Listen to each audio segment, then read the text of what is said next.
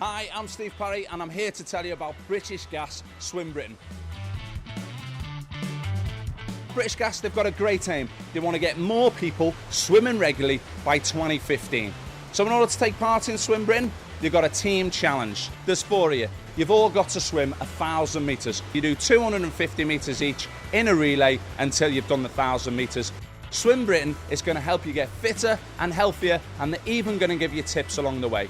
It's all going to accumulate in 10 events in September at venues across the country. Now, logistics of this event are super easy. You're going to get a swimming cap, a t-shirt and a timing chip. You pick them up at the venue on the day. So all you need to think about is the regular stuff. Your swimming goggles and a pair of trunks. You could wear these or perhaps some of these.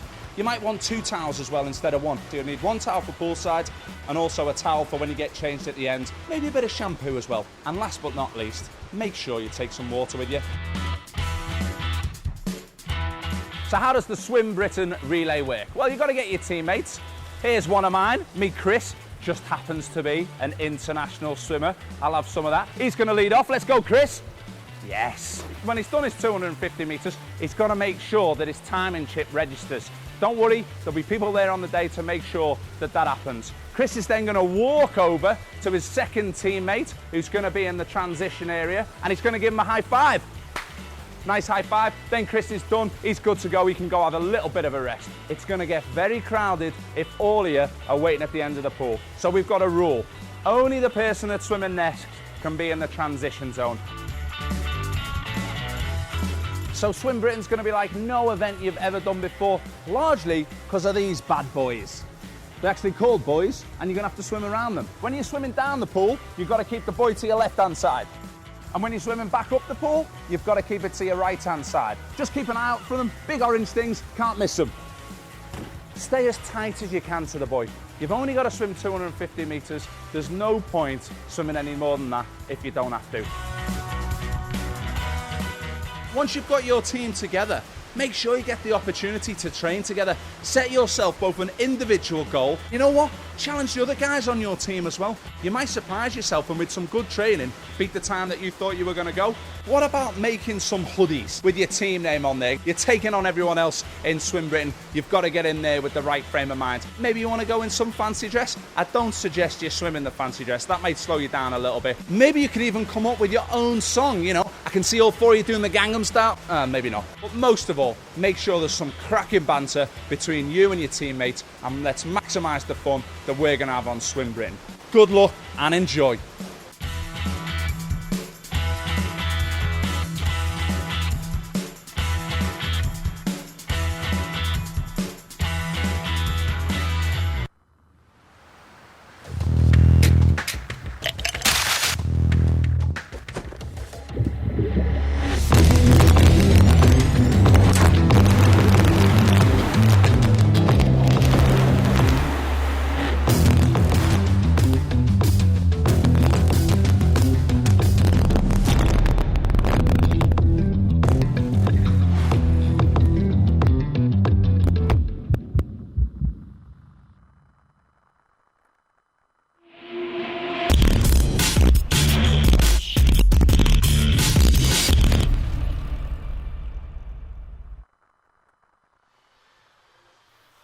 Good morning and welcome to day 2 from the Wales National Pool Swansea, and a warm welcome to Quipu TV's live coverage of the British Gas Swim Wales Summer Nationals 2013.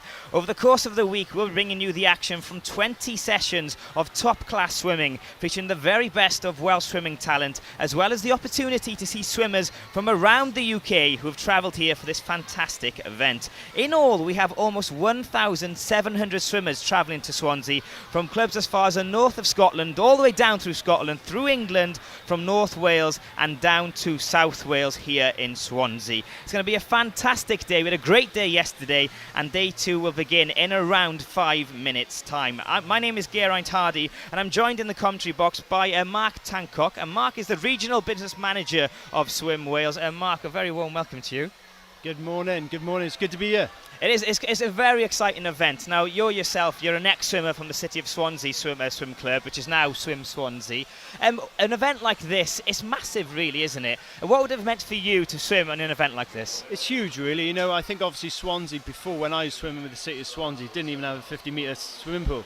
So we used to swim in the old St Helens Baths. So there's been some big changes as far as swimming in Swansea. Also, the development of aquatics in general across Wales has been phenomenal. So for any swimmer to swim in an event like this, it's something to really look forward to and something to cherish for the rest of your life as well. You're saying then that you look forward to an event like this if you were swimming, because this is really something you can aim at and say, right, at this event I will want to smash my personal best time. Absolutely. And you come into events like this to get your PBs and make a statement to other swimmers as well.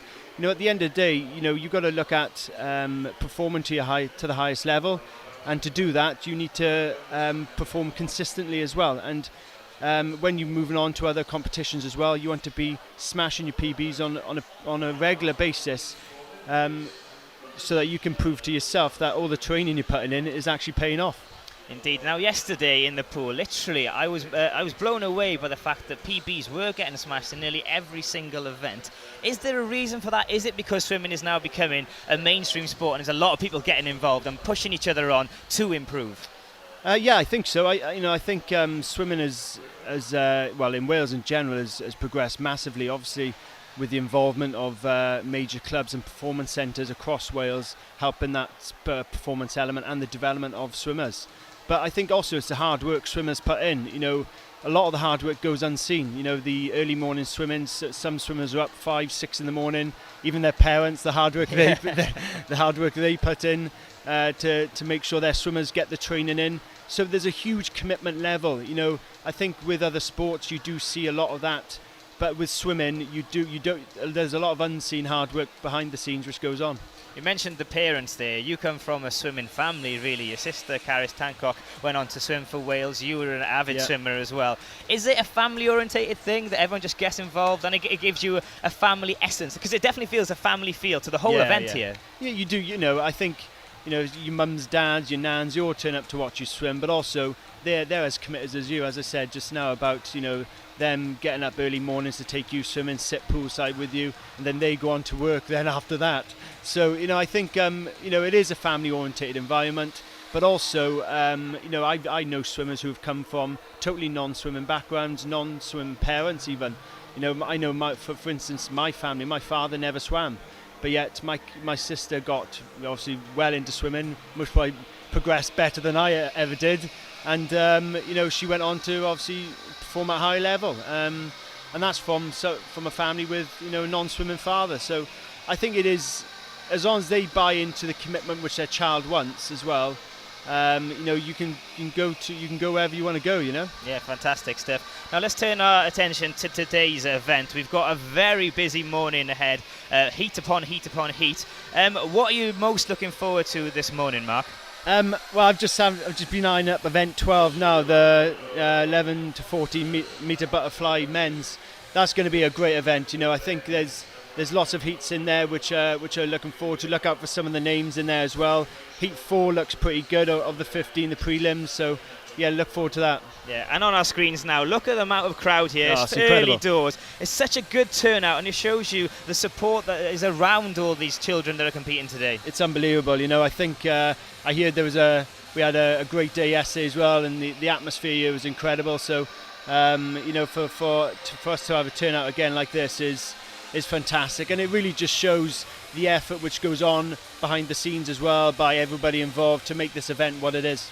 Yeah, the queues yesterday morning were absolutely incredible. Yeah. I nearly missed my slot here on the live stream, to be honest with you. Did you? Yeah. Yeah, it was fantastic stuff though, and it was great day. Right, Mark, we'll hear more from you on the course of the morning, but for now, thank you very much. But we also want to hear your opinions who are watching on the live stream. We'd like to hear via Twitter if you can. Please get involved and use the hashtag BGSNLive. That's hashtag BGSNLive, and we'll read out all your tweets throughout the course of the day. and also send your good luck messages. We're aware that some of you are watching from Scotland, from England, from North Wales, and possibly further West Wales and can't make it down here today. So please pass your good luck messages on, and we'll do our best to retweet them and pass them on to the appropriate place. Now then, the coverage of this event is brought to you by British Gas and Swim Wales, and we're grateful to British Gas and all the commercial partners for the continued support of Welsh swimming.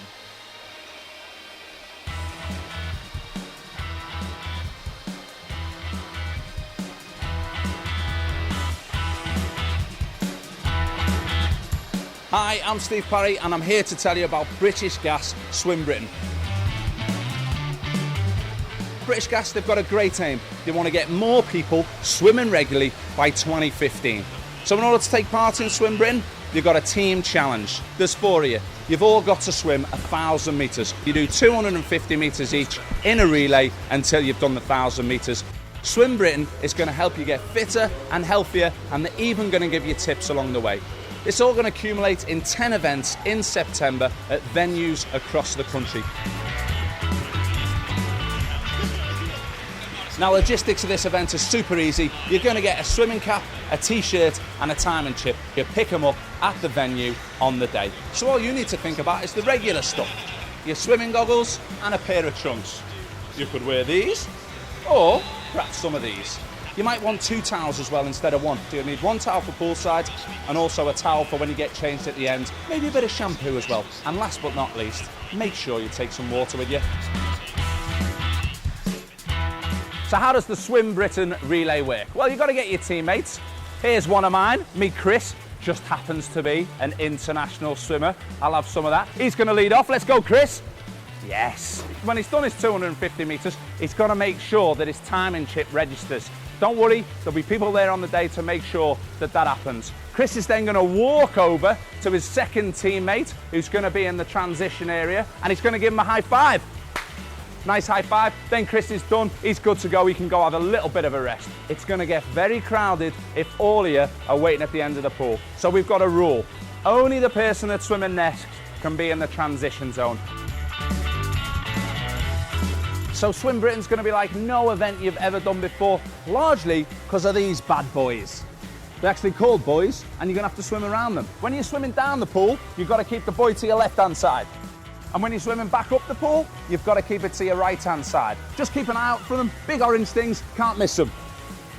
Stay as tight as you can to the buoy. You've only got to swim 250 metres. There's no point swimming any more than that if you don't have to. Once you've got your team together, make sure you get the opportunity to train together. Set yourself both an individual goal. You know what? Challenge the other guys on your team as well. You might surprise yourself and with some good training, beat the time that you thought you were going to go. What about making some hoodies with your team name on there? You're taking on everyone else in Swim Britain. You've got to get in there with the right frame of mind. Maybe you want to go in some fancy dress. I don't suggest you swim in the fancy dress. That might slow you down a little bit. Maybe you could even come up with your own song, you know. I can see all 4 of you doing the Gangnam Style. Maybe not. But most of all, make sure there's some cracking banter between you and your teammates, and let's maximise the fun that we're going to have on Swim Britain. Good luck and enjoy.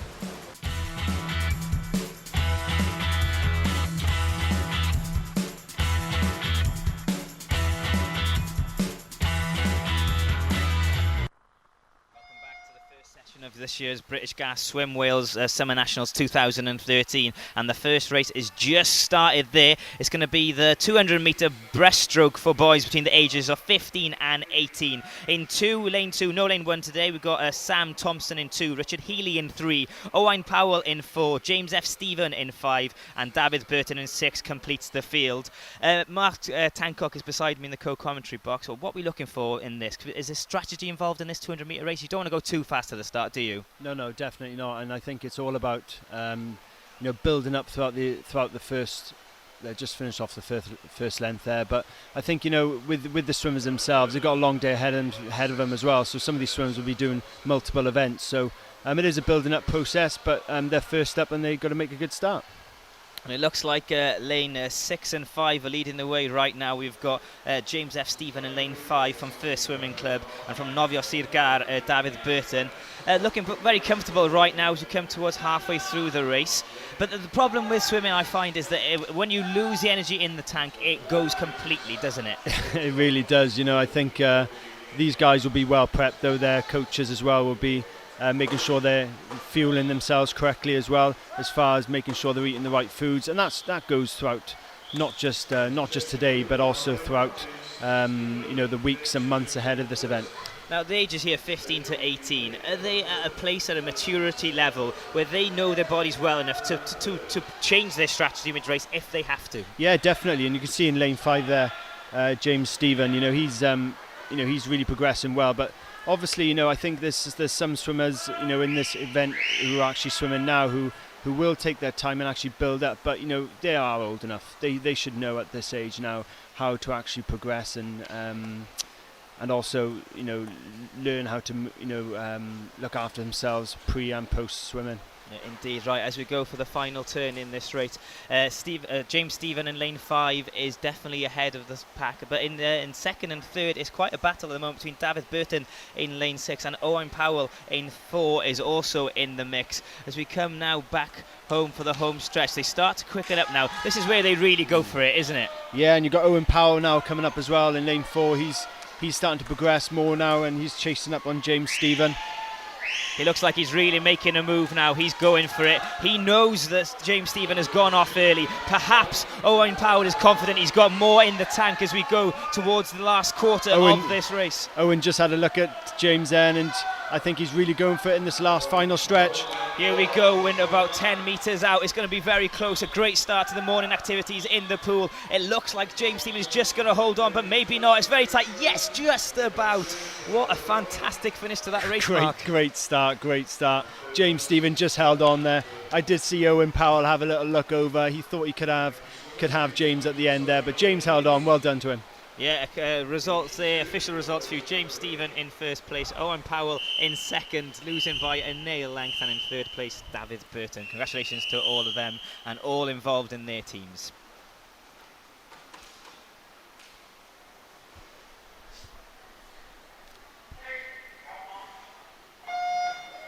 So onwards we go to heat 2 of the 200 metre breaststroke for boys between 15 and 18. In lane 1 we've got James Jones, in 2 Joshua Campbell, in 3 Ross Hoskins, Adam Chillingworth in 4, James Sims in 5. We've got Omonde Cunningham in 6, Carl J. Taylor in 7, and Ross Haynes completes the field in lane 8 from Newport, just down the road. He'll be keen to impress on home soil today. So as we come to the first turn once again, how important are the turns in this race? Because it's not a proper tumble turn they do here, is it? No, and it's also, you'll see the officials at the end of each lane as well, making sure that the swimmers, technically wise, do it properly. There obviously are certain elements where you can actually have a foul if you don't touch properly, or even if you don't touch at all. So, Adam Chillingworth here has had a good start in lane 4, but as we come down the half length here, he's progressing well, but as I said, the officials are really on the ball as far as that is concerned on the turns. Yeah, Adam Chillingworth looking pretty comfortable at the moment. Also in lane 5, keeping tabs on him is James Sims, and also in 6, Omonde Cunningham is not letting them go yet. He's keeping up. And also in lane 2, fair play, sneaking up there in one of the darker lanes, Joshua Campbell staying involved in this race. Now, Mark, when it comes to PBs and times in this race here today, this is a heat, obviously. Will they be aiming for them PBs, or is just getting through the main priority? I think sometimes, some swimmers will obviously try and just get through the swim, but if you want to make a statement, some swimmers do want to make statements as well, and I think you do have to just err on the side of caution as far as fatigue is concerned. These are long races, but the swimmers got to make sure that they're actually progressing themselves properly, and as I said before, the coaches will be prepping them before this race. Yeah, as we hit halfway through this race at the moment, we've got in first place lane 4, which is Adam Chillingworth. Chillingworth is split there, 1:55.20. Is that a time that impresses you, Mark? 1:52, 1:55? Yeah, it's a good start. I think it's not far off what we saw in heat 1. But Adam's really showing his stamina here as well in lane 4. He's and the technique as well. I think with breaststroke, you've got to really have a look at some of the techniques the boys show as well. It's really impressive, and these are boys who have worked really hard on their techniques. Yeah, over the last 20 metres, James Sims in lane 5 has made a move on Chillingworth, and now they are literally neck and neck. And who won it? It went to James Sims. He really sneaked up there from literally nowhere to steal that, and Chillingworth will be disappointed. But fair play to James Sims. He just didn't give up there, and that shows a level of maturity and the strength in personality that he's got there to come back from nowhere. Yeah, definitely. I got to be honest, I thought Adam had that in the bag as far as the race was concerned. He was leading for most of the race, so for James to come back in the end there, well, maybe a bit of a psychological edge, I don't know. Yeah, but James has done well. Yeah, sorry, Mark. To clarify them score, James Sims in first place, Chillingworth in second, and Monday Cunningham in third place there. So congratulations to them. The winning time there, 2:36.25. That's a good time. It's actually better than his C time as well. So James has done well there. Yeah, he'll be very happy with that, knocking a good 2 seconds off his time there. Right, onwards we go to heat number 3. All lanes occupied apart from lane 8 in this, so we've got Harry Sykes a no-show in heat number 3. And away we go. Before we name the lanes, Mark, how important is the dive and the start in this race? Absolutely vital. You also see on some of the events, you see the underground cameras, underwater cameras, which actually show the technique which involved in the diving, and they've all made some very good starts. They've all sort of started really well, and if you're looking down in lane 4, is it Michael Ross? Sorry, he's started really well, and the dive to start the race is absolutely vital. Yeah, Ross is definitely flying and pushing the pace from the off. I'll tell you who's in which lane so you know who you're watching. Lane 1, we've got Robert Jennings, Samuel Matthews in 2, Callum J. Wellman in 3, Finley Lawless Coombs in 4. He excelled yesterday from Leeds Swimming Club as well. Michael Ross, who also won yesterday, in 5. Luke Riding in 6. Thomas Howe in 7 completes the field from Warrington. And as we look back now, we've got in lane 5, leading the way, Michael Ross. He's really looking strong right now, but sticking with him all the way is Lawless Coombs. Very strong Michael's looking, and I think he'll keep going. Stamina wise, he's one of the swimmers which doesn't fatigue, but as we've seen already, people like to nick it at the end. So yeah, the race is never over till it's over, as I say, till the fat lady sings. You've got to keep going and going. Now, you did mention briefly earlier on multidiscipline events. These swimmers, it's very important they don't stick to a niche event at the moment, just to go for it in every event if at all possible. And sometimes at that age you are still finding out about what you're best at. I think some coaches will try and direct you into actually what they think is best for you. So sometimes it's best to listen to your coaches at this age as well. But sometimes you're the type of swimmer which can actually keep going all the way and do multiple events. It just depends on the swimmer. Right, in lane 5, Michael Ross, he's showing that he's got the pedigree to go out early and lead, but Lawless Coombs from the Leeds Swim Club is not letting him go just yet. It looks like in third place, pretty comfortable at the moment, is Callum Wellman. So let's turn attention back to 1 and 2. Michael Ross now, the final stages of this race. I don't think he's going to be caught, is he, Mark? No, Michael's looking really strong. I said before, he's a swimmer which does not struggle with stamina and fatigue, and he's looking very comfortable here. Yeah, Michael Ross will take this heat, 17 years old from Warrington, and second place coming in there, Finley Lawless Coombs, and third place, rather comfortably, he'll be very happy with that, from Wrexham in North Wales, a long journey down to South Wales, Callum J. Wellman. That's a great time by Michael Ross as well, 2:34. It's a fantastic start to the day. Yeah, 2:34 his time there. His seeded time, or PB, before he started this event is 2:37. So smashing his personal best there, Mark. Once again, the standard is supremely high. It's unbelievable. In all fairness, it's sometimes about making statements, and Michael's done that just there with a great swim. Yeah, congratulations to them. So the official result, Michael Ross in first place, Lawless Coombs second, and Callum Wellman in third. And the winning time, 2:34.56. Lawless Coombs 2:36.82, and Wellman 2:42.20. I'm sure they'll all be extremely happy with them times today. So we will move on to the fourth and final heat of this 200 metre breaststroke. For boys between 15 and 18. We've got many heats coming up today. It's going to be fast and relentless. So please do stay with us throughout the course of the morning and the course of the day. If you want to get involved at any stage, if you're watching from afar, I've got any opinions or questions for Mark here in the commentary box, he'll do his best to answer them as he looks at me with a little bit of fear.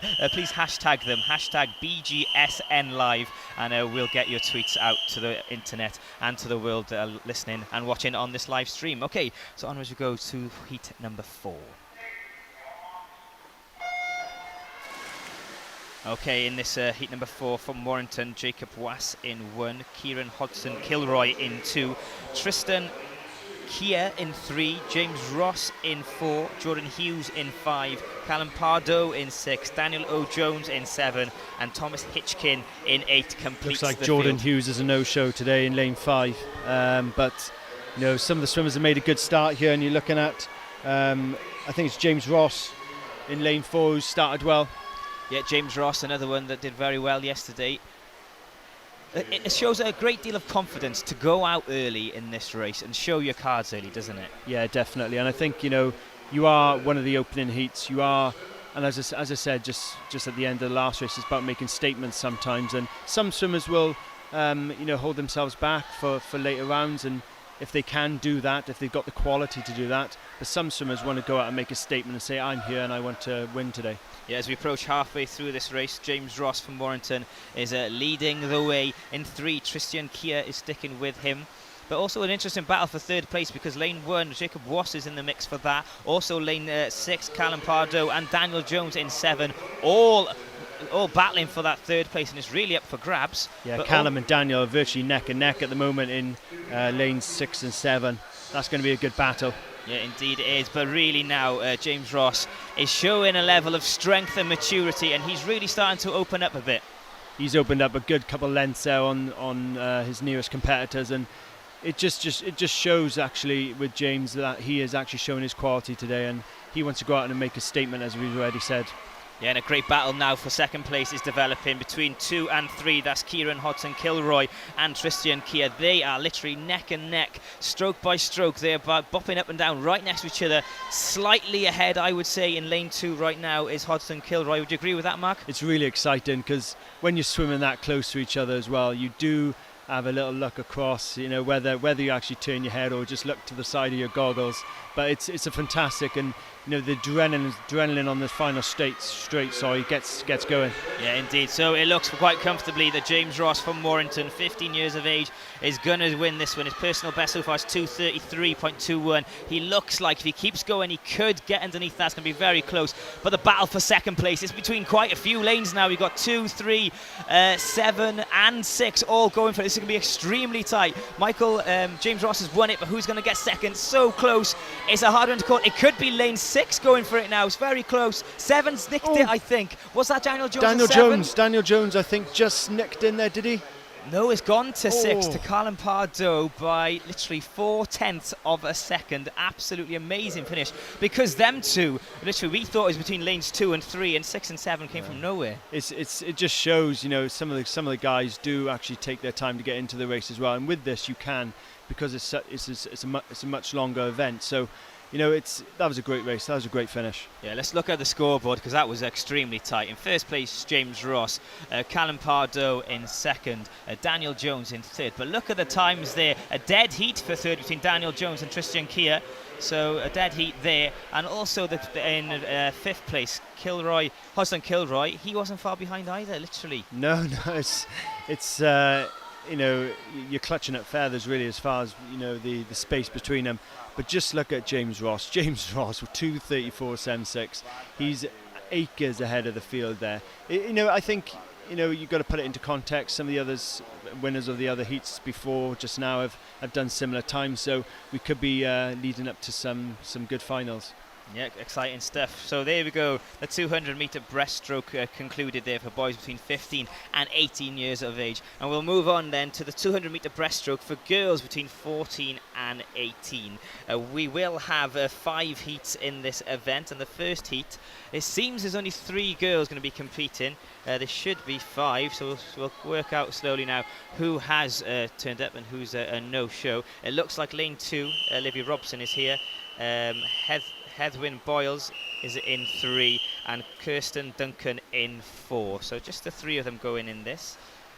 And all between the ages of 14 and 15. Is it difficult when there's less of you in a race, Mark? How does the dynamics of the race change for you when you're competing? For myself, before when I used to swim, it didn't make too much of a difference to me. I think when you're younger, maybe it doesn't make too much of a difference. I think when you get older, maybe it does, as far as a motivational point of view, and from a competitiveness point of view as well. But I don't think it makes much difference. You got to focus on your own race, and the coaches will be saying that to them. So to focus on your own race and aim for that PB once again, then. Absolutely, and that's what it's all about. These events are all about leading up to it, getting to the highest level you can, and actually hitting your PBs. Excellent stuff. Right, as we come to the first turn, it looks like lane 4, Kirsten Duncan from St Thomas Swim Club is leading the way, but the other 2 are sticking with it. It's not over yet, and it's not really developing to be a clear lead at all for Kirsten Duncan. Heddwyn Boyles is in 3 and Livy Robson in 2. Both Livy Robson from Neath and Heddwyn Boyles from Caerphilly. So local girls will be hoping to impress. And is there an element of pressure when you're swimming in a local event? But obviously this is an international, a UK event. But when you're on your home soil, is it a bit more difficult because more family and friends surely come and watch? Yeah, true. I think obviously you're looking at Livy there in lane 2 from Neath.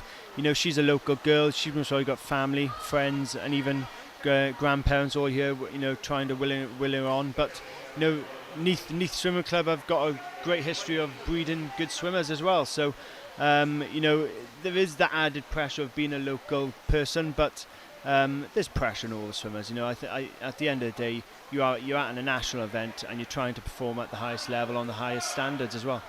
Yeah, indeed. Now Kirsten Duncan in 4 from St Thomas Swim Club has really opened the lead now. She's looking very strong and looking very calm in the water as well. Yes, and as I said before, the great thing you can watch with these swimmers, whether it be breaststroke, even the butterfly, is their technique involved. It is a fantastic technique, and it's something they work on for hours and hours, and it's something to really behold.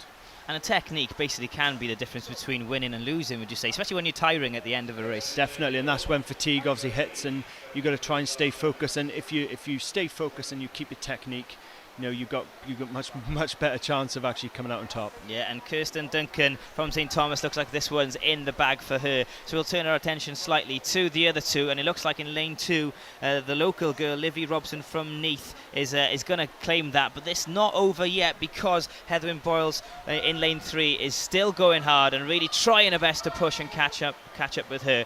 For now, for them 2 girls in 2nd and 3rd place, it's a race. It's concentrating on that PB and getting the best time they can out of this, because they're obviously not going to win this race, are they? They're not going to win the race, and Livy's actually just opening up a bit of a lead there, and looks like she's going to finish 2nd, which is great for her, and most likely great for some of her family and friends actually watching from the local area.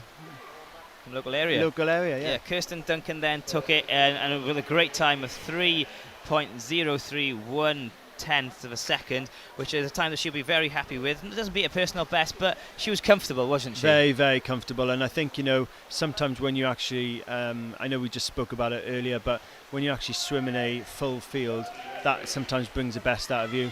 But also, it shouldn't really matter too much. You can see that by the time she just put in. Yeah, indeed. Okay, so to clarify that, Kirsten Duncan in 1st place, Livy Robson in 2nd, and Heddwyn Boyles in 3rd place. So that concludes the heat 1 of 5 in the 200-metre breaststroke for girls. And the 2nd heat is underway. In lane 1, Mary Yoxel in 1.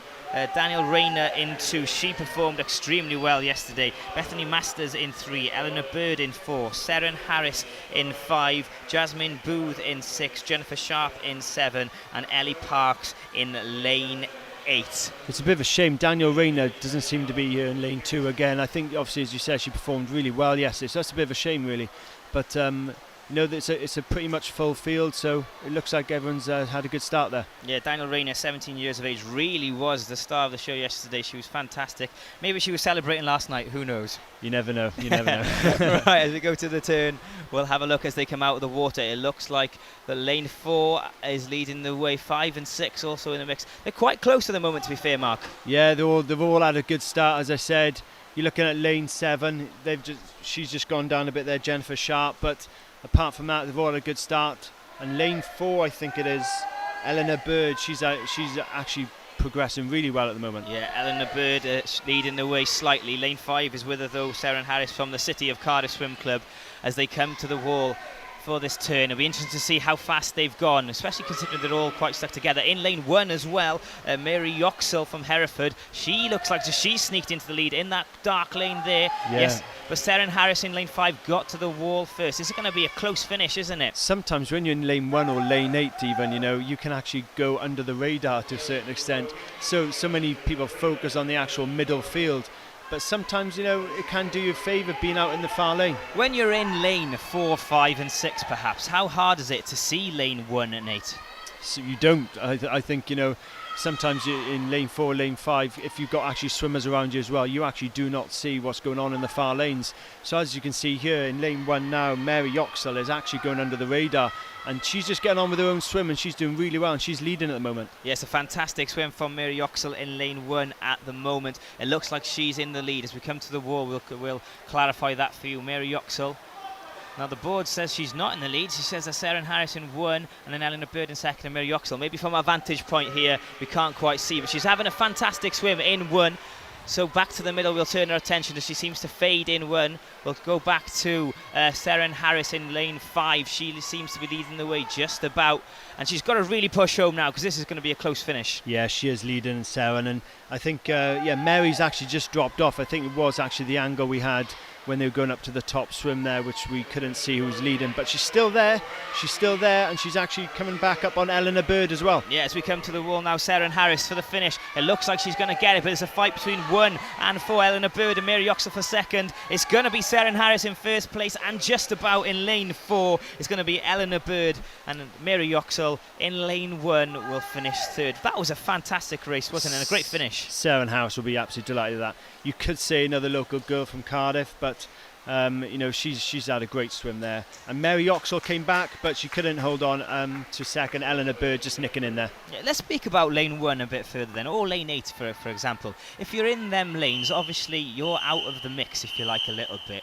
So it's so important that you concentrate on your own race and kind of just go for that? Because looking across, if you're spending your time looking across, you're perhaps wasting your energy. Yeah, definitely. They do say that you can actually get a backwash in lane 1, lane 8 from the other swimmers, so which can prove difficult, but I don't know how actually accurate that is. But yeah, as you said, if you are in the far lanes, you really have to concentrate on your own race.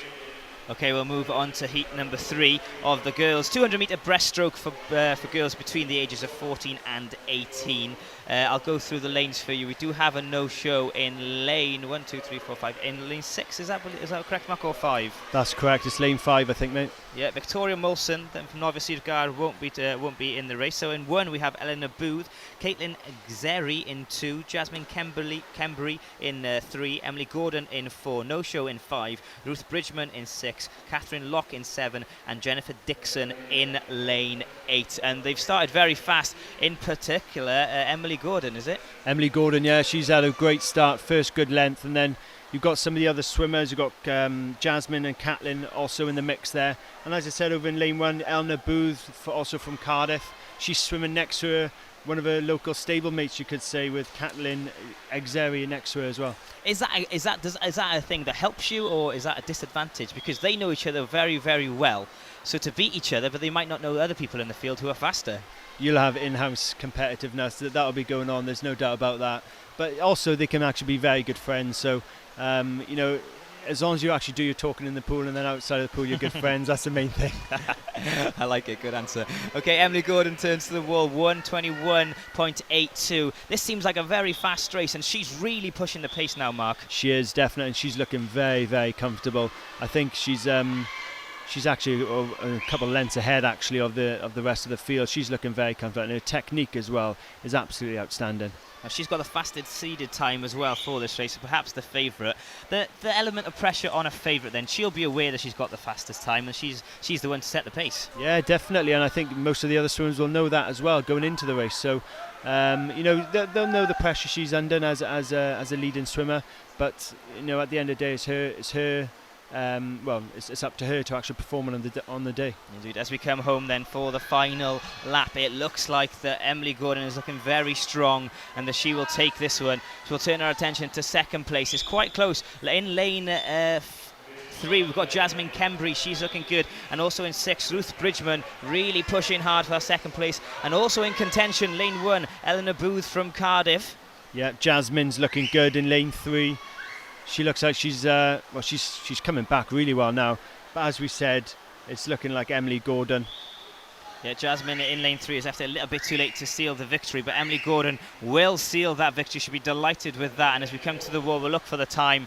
As she touches, she takes the win. Bit of a fight for 3rd and 4th. The 2 Cardiff girls over the far side. Yeah, indeed, but it's going to go to lane 1. Yes, it is. Eleanor Booth beating her teammate, Katrin Exeri, there for the 3rd place. Eleanor Booth's time there, 2.58 in 3rd place. She'll be happy with that, won't she? Yeah, I think she will. I think she's obviously got a little one over Cardiff teammate there, but I think she'll be happy with that performance. Let's see if they talk to each other now at the end and they leave the pool.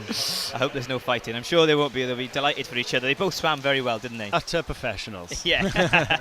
Okay, to clarify that result then, Emily Gordon in first place, 2.56. She'll be delighted with that time, will Emily Gordon. And also Jasmine Kemberley second, Eleanor Booth in 3rd place. Now Emily Gordon there is showing that she knows there's a heat, she got ahead and just did what she needed to get the win. Yeah, absolutely, and I think she led from the front, and as you rightly said, she was a favourite going into it. She knows that, but as we've already said, it is up to her to perform on the day, and her coaches will be delighted with that.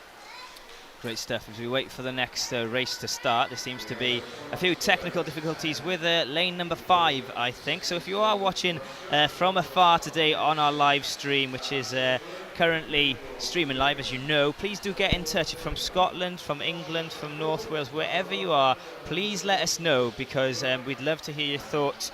And we'll send your messages on to everyone here in Swansea National Pool today. The hashtag that we're using on Twitter to get this all trending, and so all the messages pool in the same place on Twitter, is hashtag BGSNLive. And remember, if you're watching on the live stream and you're not a member of Twitter, that doesn't matter. What you can do is search the hashtag on the internet, and all the messages should come up in the same place, so you can read all the messages and all the good luck messages that are floating around the internet. The hashtag, one more time for you, is hashtag BGSNLive. Now, these technical problems we have here, Mark, in lane 5, what seems to be the problem, would you say? Is the touchboard not working? It could be anything. I'm actually on. I think it's working. I can't actually hear myself speaking. But no, I think it could be the lane ropes. I think maybe one of the swimmers might have nicked something on the way out, or actually no, I think actually looking at it now, it's actually the touchboards themselves. I think one of them might have come loose. This shouldn't take too long. They should be back up and running shortly. I think they're just most probably tightening up a couple of things. But yeah, it looks like one of the touch boards has actually come loose there. Okay, well, they sort that out. We'll talk about your role in Swim Wales a little bit further. You're the regional business manager for Swim Wales, and recently, perhaps controversially in the local area, the Swansea Swim Clubs have united, haven't they? Explain what's happened. Yeah, basically what's happened over the course of the last couple of months. It's been quite an exciting time for swimming in Swansea. The relaunch of the City Swansea Aquatics Club, which is a new club for the city, which encompasses not just obviously Swim Swansea, which is the local swimming club, but also water polo, diving, synchronised swimming, sorry, I was going to say another discipline there, but it doesn't. But the exciting thing about this club is it's bringing together lots of different multiple disciplines into one area. So what you have then is the opportunity for swimmers to try out different sports. Yeah, fantastic. It sounds very exciting, and to have a strong pool of competitors in that area will be fantastic for British swimming, I'm sure. So we'll move on to the next heat. This is heat number 3, I believe. No, heat number 4, sorry, of the 5. The 200-metre breaststroke for girls between the ages of 14 and 18. In lane 1, Jordan E. Harding, Hannah Saunders in 2, Abby Howard in 3, Ellen Suddies in 4, Lydia Stratford in 5, Georgia Petch in 6, Anya Wallace-Croft in 7, and Heather Lees completes this race in lane number 8. And as we turn to the race itself, a quick start from the girls in the middle, especially lane number 4. Yeah, they've all had a really good start, and also I think in lane 3, Abby as well has started really well. I think it looks like a very, very competitive field at the moment. They've all had a really good first length. Yeah, that first length, as you said, is very important. That start is important. But once you're in the lead, the race is definitely not over in this event, is it? No, we've seen that before already, even this morning. I think fatigue does play a part, and some swimmers will fatigue more than others.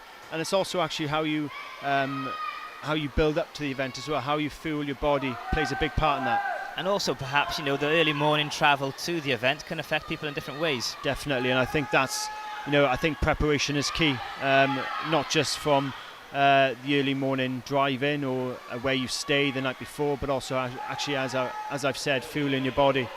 People may look at this and think, the competitors are between the ages of 14 and 18, they're not professional, but they do treat this like professionals would treat anything, wouldn't they? Yeah, definitely. And what's to say that some of these girls won't go on to bigger and better things? I think an event like this is something which you build up to because it's an actual perfect platform to actually show what you can do.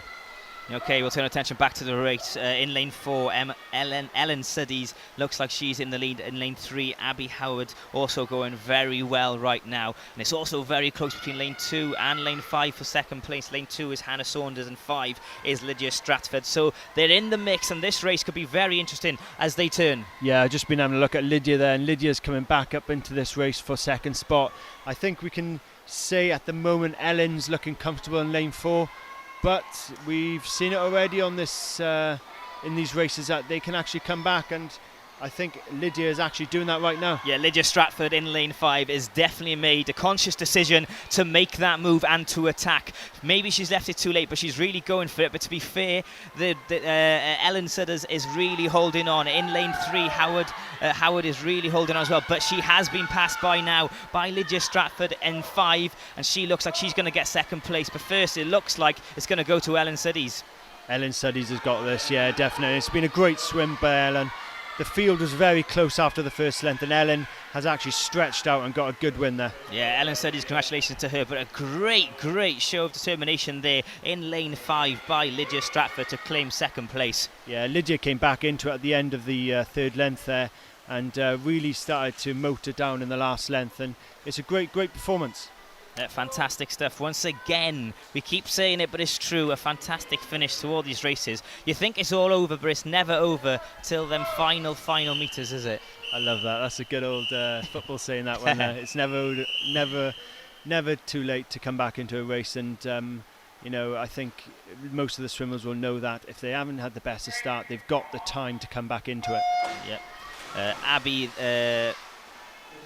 Abby Howard, by the way, came third in that race in heat number 4, the 5. Heat 5 is underway. In lane 1, we've got Emma White. In 2, Emily C. Walsh, Kirsty Hunter in 3, Tiffany Bachelet in 4, Lydia Aubrey in 5, Isabella Booth in 6, Ellen Scholes in 7, and Amelia J. Davis in lane 8. This is the final heat of the 200-metre breaststroke for girls between 14 and 18 years of age. Emily Walsh in lane 2 has gone off like a rocket at the start of this race, but she's had a fantastic start. But she's closely followed, I think, by Lydia from Sunderland in lane 5 as well. Yeah, she's gone out fast trying to claim her authority on this race, but you're right, lane 5 has definitely reacted there. Lydia Aubrey in 5 from Sunderland. A very long journey down to South Wales, so she'll be determined to make her mark today. Yeah, definitely. I was just saying that I thought Emily had a fantastic shot. Sometimes maybe the angles of where we're actually sitting, you think differently, but she's still definitely in it. And also, coming down from up north, it actually does make a big difference. They want to come down and make an impression. Yeah, indeed they do. So it is at the moment lane 5, Lydia Aubrey in lane 5 in the lead at the moment. For second place, there's quite a few lanes in contention. 2, 3, 6 and 7 are all in the mix. This could be very interesting as we turn for the third length. Tight field, very tight field. I think Lyda's actually opening up a bit of a lead here, but I wouldn't call it just yet. It's very, very tight for second, third and fourth. Yeah, it looks like lane 3 is making a move as well. It looks like Kirsty Hunter's had enough of this and she's going to attack, but the rest of the field are reacting with her and keeping up with the pace, and Lyda will feel the pressure right now, especially as we go into the turn. Yeah, definitely, and you can see for second, third and fourth it's really tight, and you've got Ellen Scholes in lane 7 as well. She's come back into it slightly as well, maybe trying to battle for third position, but she's got a lot of work still to do. Yeah, as we come to the turn now, we'll have a look at who is officially still in the lead.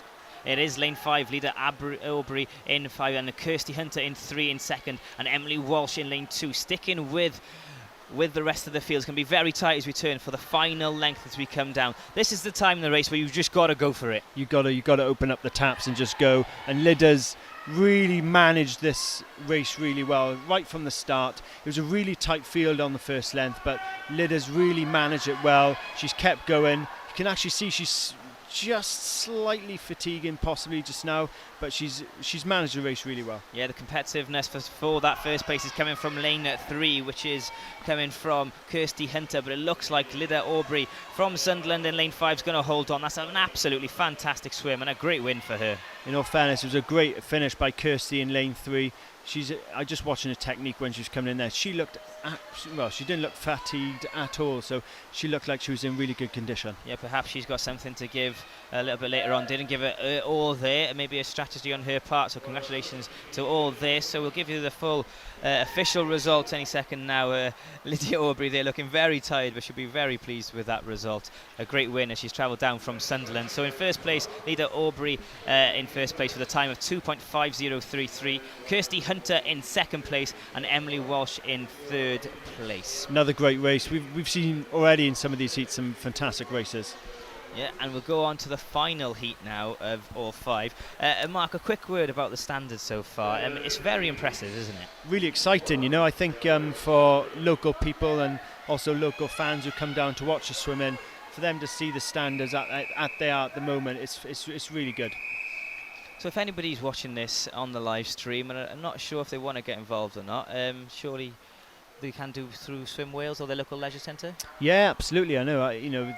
I think there's lots of partnership working going on with Swim Wales and the local authorities who actually run the pools, and also community trusts which actually run pools throughout Wales as well. So there's a huge amount of work going on, and I'm sure your local swimming club or local aquatic club will be more than happy to get you involved. Okay, the 50-metre butterfly star, Ethan Hancock in 3, Kedal David in 4, James Hill in 5. And as we come towards the final part of this race, it looks like Kedal David from Gwynedd in North Wales is going to lead the way, but he's been pushed all the way by James Hill from Pembs County. It's a very close finish, and I think that James Hill's going to win it. Is he so close, Mark? Oh, I don't know, just nicked that then. Yeah, James Hill in lane 5 stole that right at the end. Kedal David in second. He was leading all the way right till the final few strokes, and Ethan Hancock coming in third place. I was backing Ethan Hancock then with a similar surname to mine, but the guys did really well there. All local swimmers, all those 3 boys. Yeah, good stuff. That was a 50-metre butterfly for boys between the ages of 11 and 14. We'll move on to the second heat straight away. 7 competitors in this heat. In lane 1, Joey Davis, Adam Baker in 2, Omar Al-Asari in 3, Scott Coventry in 4, Jack Lee in 5, Finn Lewis-Gale in 6, and Thomas Burton completes the field in lane 7, and into the pool they go. And you can throw a blanket over them right now, Mark. It's very close. This is a sprint race, so it's all about actually just having the best start you possibly can and getting right into it, because ultimately it's only one length. Yeah, it looks like lane 5 is leading the way right now. It looks like Jack Lee has got the advantage. Is he strong enough to hold on? He's got pressure on his right and left-hand side in lane 4 from Scott Coventry and from Finn Lewis-Gale. But he's looking good as he finishes, and he's going to take it. Yes, he is in lane 5, Jack Lee. What a great swim from the boy from Merthyr. Great swim by Jack there. Finn Lewis-Gale came back into it towards the back end of the race, but Jack Lee looked really strong there, and the boys at this level, at such a young age as well, showing technique like that. They've gone through the system, and they're actually showing what they've learned in just young ages as well. Yeah, fantastic times as well on the board there. Jack Lee with a time of 37, 2:38.81. He'll be happy with that because he's absolutely smashed his personal best by around 4 seconds.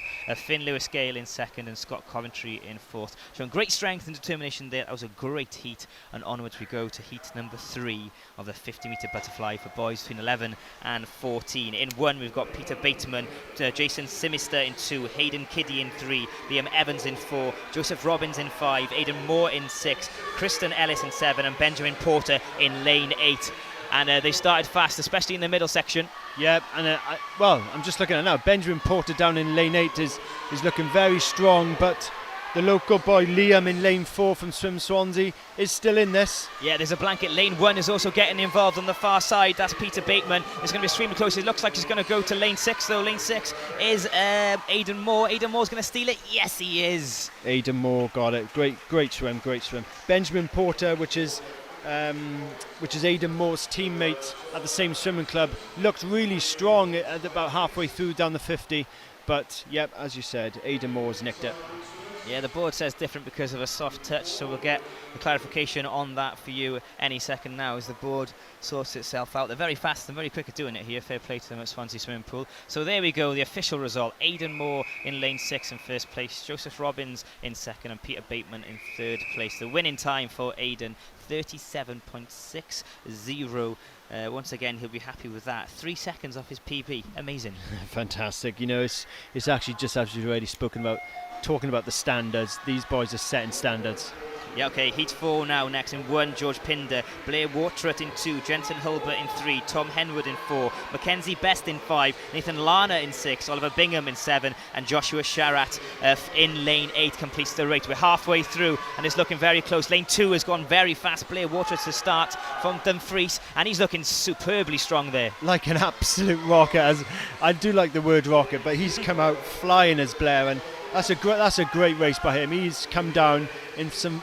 Look at the technique in him, it's fantastic. Yeah, great stuff. He takes that, then Blair Waterett, and he was very close for second place. A few of the Leeds boys in the mix. Nathan Lana was very close as well, and I think he did get second place. But that Blair Waterett in lane 2 then, no messing about at all. Statement again, you know, by Blair there, and at a young age, these boys are actually setting the standards so high, and this is really, really great to see. Yeah, Blair Waterett first, Nathan Lana second, and Oliver Bingham third in that race. Congratulations and great stuff. Very high standards as we move over to heat number 5 of the boys 50-metre butterfly. In 1, we've got Morgan G. Jones, Pierre Oosthuizen in 2, Nathaniel Harris in 3, Connor Coupland in 4, Jake Scott in 5, Jack Llewellyn in 6, Harvey McCreevy-Gill in 7, and Keo Tanner in 8. And as we turn, once again, a blanket could be thrown across these boys. Definitely, and I know Jack Llewellyn will want to do well. One of the local boys, he swims here as well, so he'll want to do well in lane 6, yeah. But it's a tight one, so he's in the mix. So. Yeah, he's in the mix, but it looks like Harvey McCreevy-Gill from Leeds is leading the way. Lane 8 is pushing Keo Tanner as well,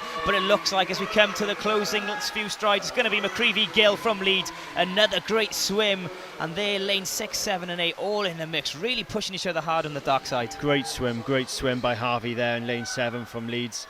But I know Jack would have want to do well from Swim Swansea, and he's got third with 35.18, and yeah, I think he'll be happy with that. Okay, good stuff there. So McCreevy-Gill, they're taking first place. Congratulations to him. He'll be very happy with that swim. Keo Tanner second, and Jack Llewellyn from Swansea in his own pool, third place.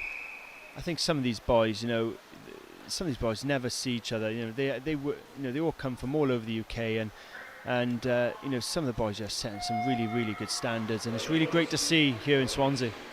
Yeah, indeed it is. I second that. Okay, so heat 6 in 1, Stephen Cooper, Thomas Minto in 2, William Collins 3, Matthew Kenneth 4, Toby Ryland 5, Samuel Lawton in 6, Morgan Evans in 7, and Luke Skelding completes the field. We're halfway through the race, and it looks like lane 5 is really leading the way. He's pushing hard. Lane 5, which is Toby Ryland.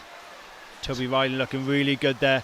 Looking quite comfortable at the moment. It's a tight field though. Yeah, it's very tight. Lane 2 is pushing lane 4 and 6 as well. But Toby Ryland will take this. Second place is extremely close. And second place we think goes to lane 4. Matthew Kenneth, but we'll have to confirm that. But definitely the winner of that race and showing some great strength all the way through that race, Toby Ryland. Yeah, Toby looked very comfortable. Matthew, as you said, Matthew Kenneth nicks into second spot above Samuel Lawton. Really, really good race. Yeah, fantastic stuff. Onwards we go to heat number... Where are we at now? We're on heat number 7.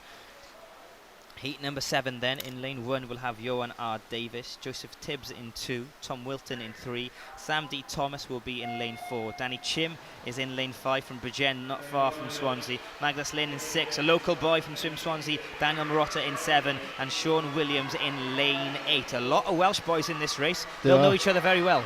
There are, yeah, definitely, and they'll want to do well today. And you can see down in lane 8, Sean Williams though has started well, and he's come flying out.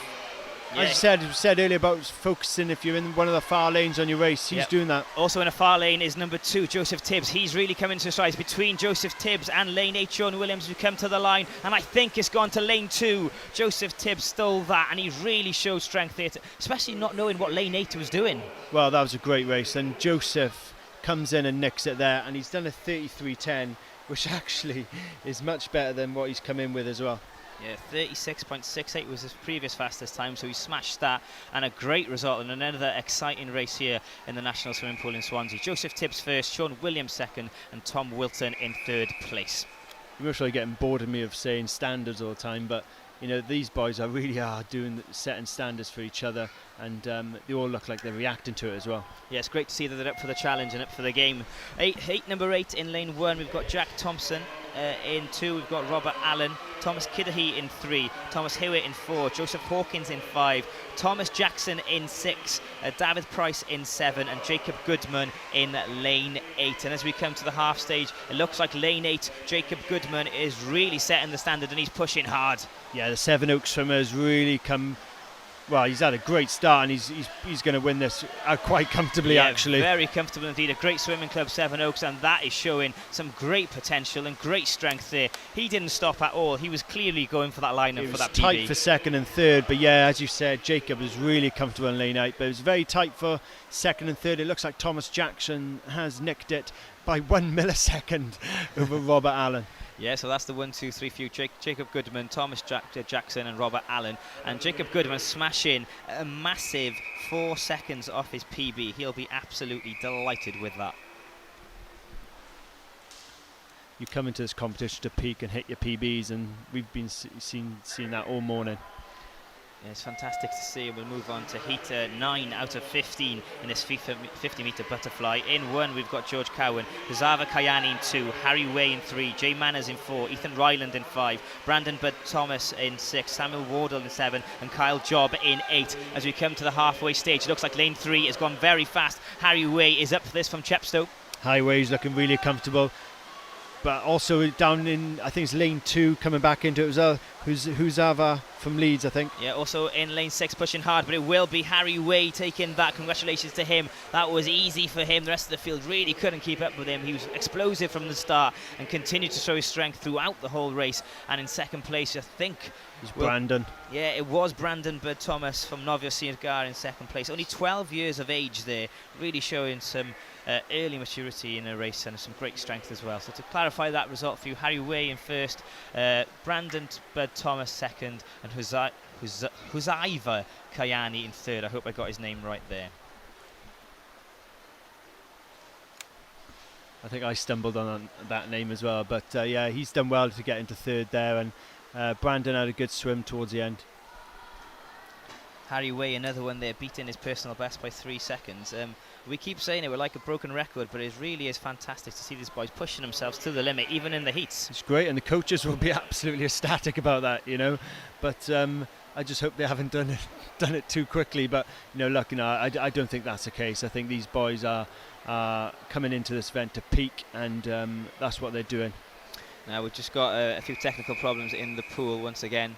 One of the touch boards seems to have broken, but it's those touch boards are such expensive pieces of equipment, and for them to break down, it's a shame. But I'm sure the guys will get it sorted. Yeah, so they've managed to replace it very quickly. Fair play to them. So in 1 we've got Matthew Emerson, in 2 Jake Lambert, in 3 James Bilbao, in 4 Joshua Bedford Eatwell, Aaron Harrison in 5, James Waite in 6, Lukey Maloney in 7, and William Robinson completes the field in lane 8. And Joshua's gone off really well there in the white cap. He's he's actually going really well at the moment, looking very comfortable. Yeah, in lane 4, but lane 3's coming back harder in. Bilbao's not going to give up, but it does look like James Bedford Joshua is going to hold on.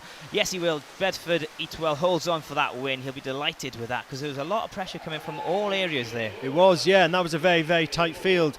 But Joshua there in the white cap, he'd done really well to hold on, and he actually he's a couple of big breaths there to finish, just to blow in a bit there. But that's what they're going to be doing because this is it's a fast sprint race. Yeah, Joshua Bedford Eatwell in first place, James Bilbao in second, and Aaron Harrison in third place.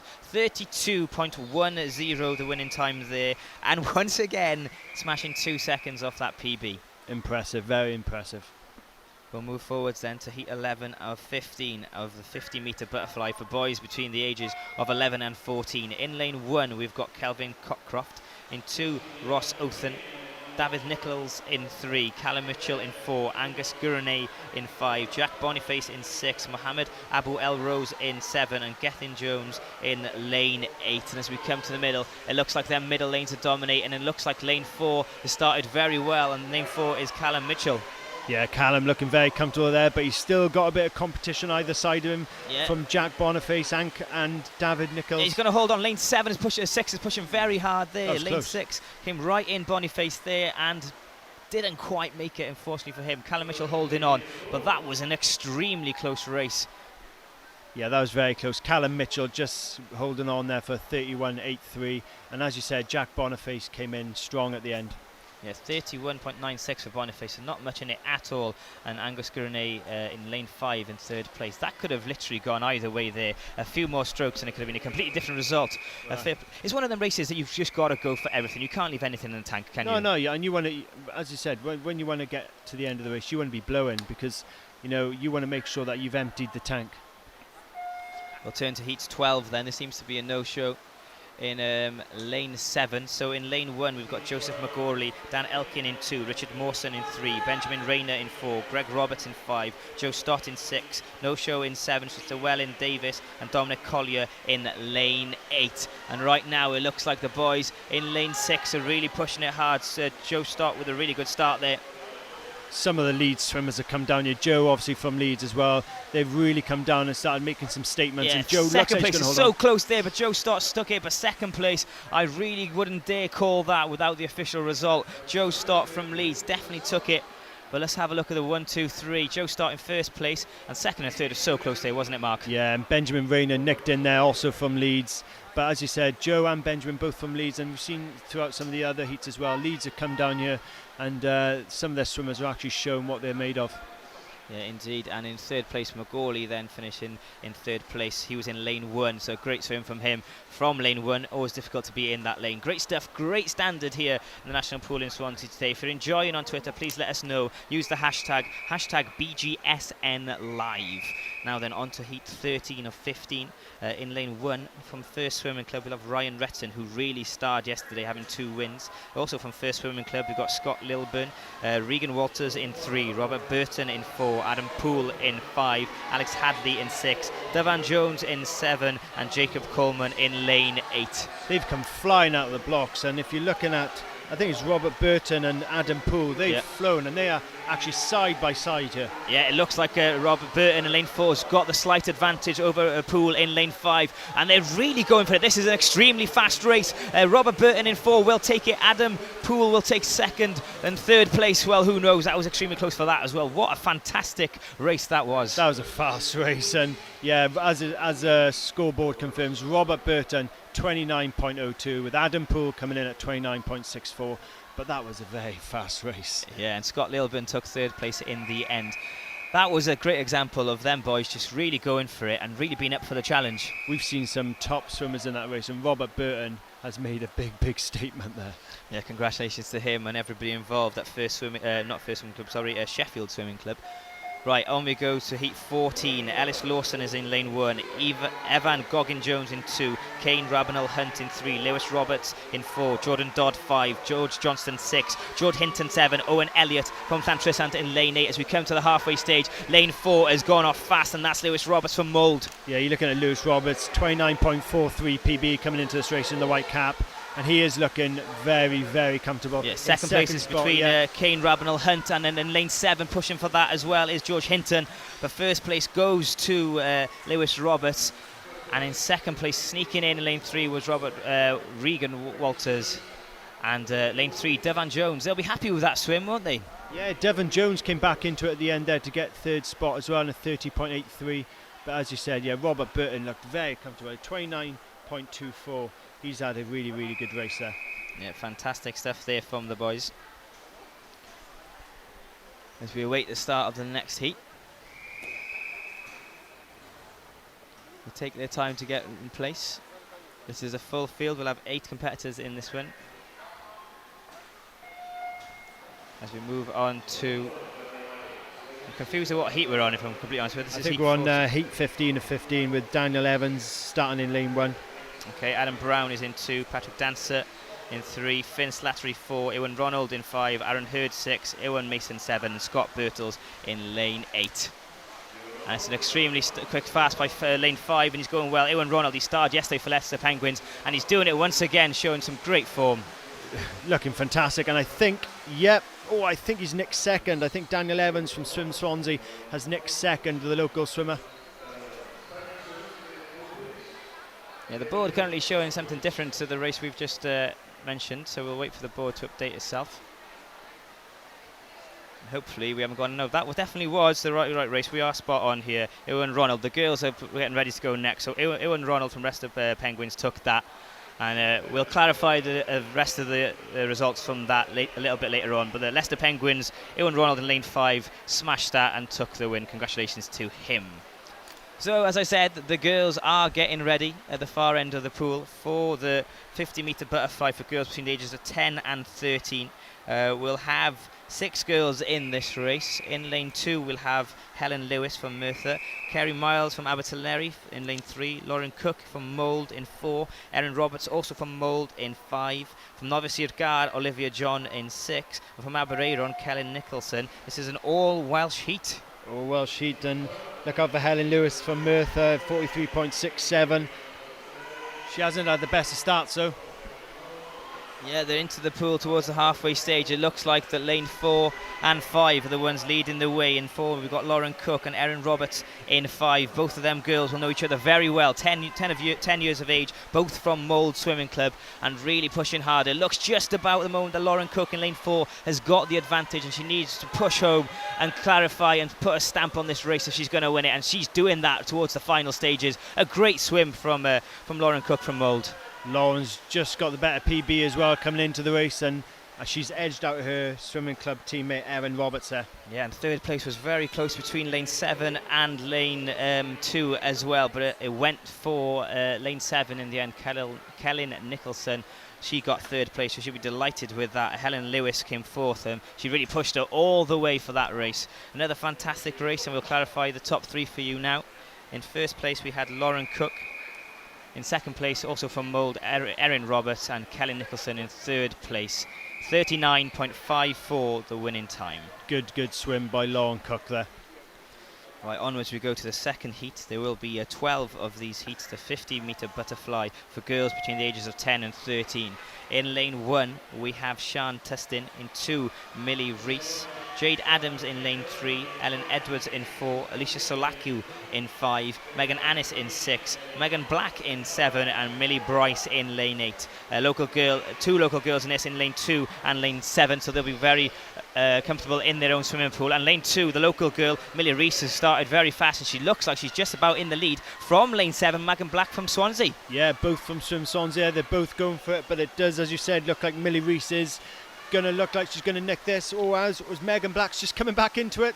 Yeah, it's just about Millie Rees in lane 2 from Swansea, and her teammate in lane 7, Megan Black, got second place. A fantastic swim, and third went to Jade Adams in lane 3 from Leeds. Another fantastic race, and very, very close for all positions right till the end. Yeah, and I think it's also really great to see some of the local girls doing really well there from Swim Swansea. Yeah, showing that things are going well in Swim Swansea, the local swim club here. We'll clarify them results for you in just a second with the official times. PBs have been broken throughout the day yesterday and throughout the morning so far here today at the Welsh National Pool. You're watching the British Gas Swim Wales Summer Nationals.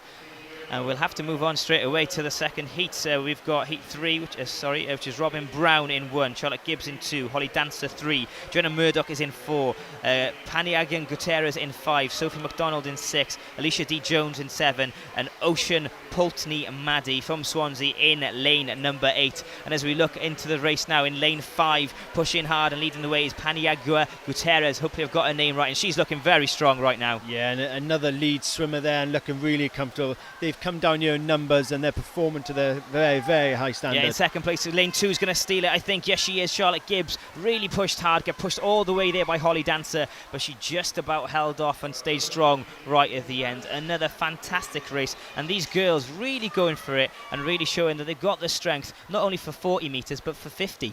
Yeah, definitely, and this is what they train for, this is what all the hard hours are put in for, to actually perform at this level. Yeah, Paniagua Gutierrez in 1 in first place, Charlotte Gibbs second, and Holly Dancer in third place there. Right, onwards we go to heat number 4.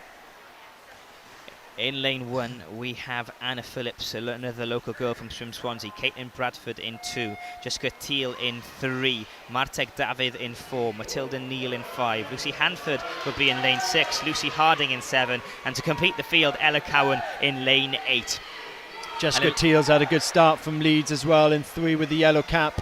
Yeah, indeed she has. Leeds Swimming Club, as Mark has said throughout the morning, a very strong swimming club, and they're down in force, and she's looking very strong, but she's getting some action and some competitiveness from lane 6, which is Lucy Hanford. Lucy Hanford now moving into the lead in lane 6. Everyone else is fading away. She's looking extremely strong, and she's going to finish this off, I think, Mark. Yeah, Lucy has nicked it. Her coaches down are right actually below us where we are, the Pembrokeshire County squad coaches, and they were screaming at Lucy to hold on, and she did a great job. Yeah, really over the second half of that race, she really exploded out of the blocks and looks extremely strong. Fantastic, and also having your coaches right in your ear hole there.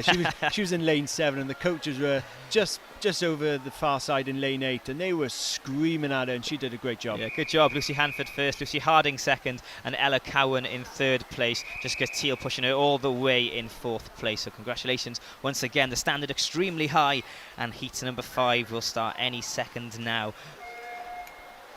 So in lane 1 from Wrexham, Demi Evans, Hannah Abassi in 2, Catherine Barnes will be in 3, Claudia Murray in 4, Caitlin Roberts 5, Abby Calvert in 6, Rosalind J. Goodfellow in 7, and Rebecca Kleins in lane number 8. And lane 4 has gone very fast and started very strong, and that's Claudia Murray from the city of Cardiff. Yeah, it looks like Catherine Barnes is a no-show in lane 3, but I think it does look like Claudia Murray from Cardiff has gone off the blocks really well here. Yes, she's being pushed by lane 6 and lane 1 and 2 as well, but she's looking like she's going to hold on. Catherine Barnes, Claudia Murray. Claudia Murray to finish in lane 4, great finish. And second and third was definitely very close enough for grabs there till the last seconds of that race. I think, is it Rebecca Kleins came right back into it then at the end as well.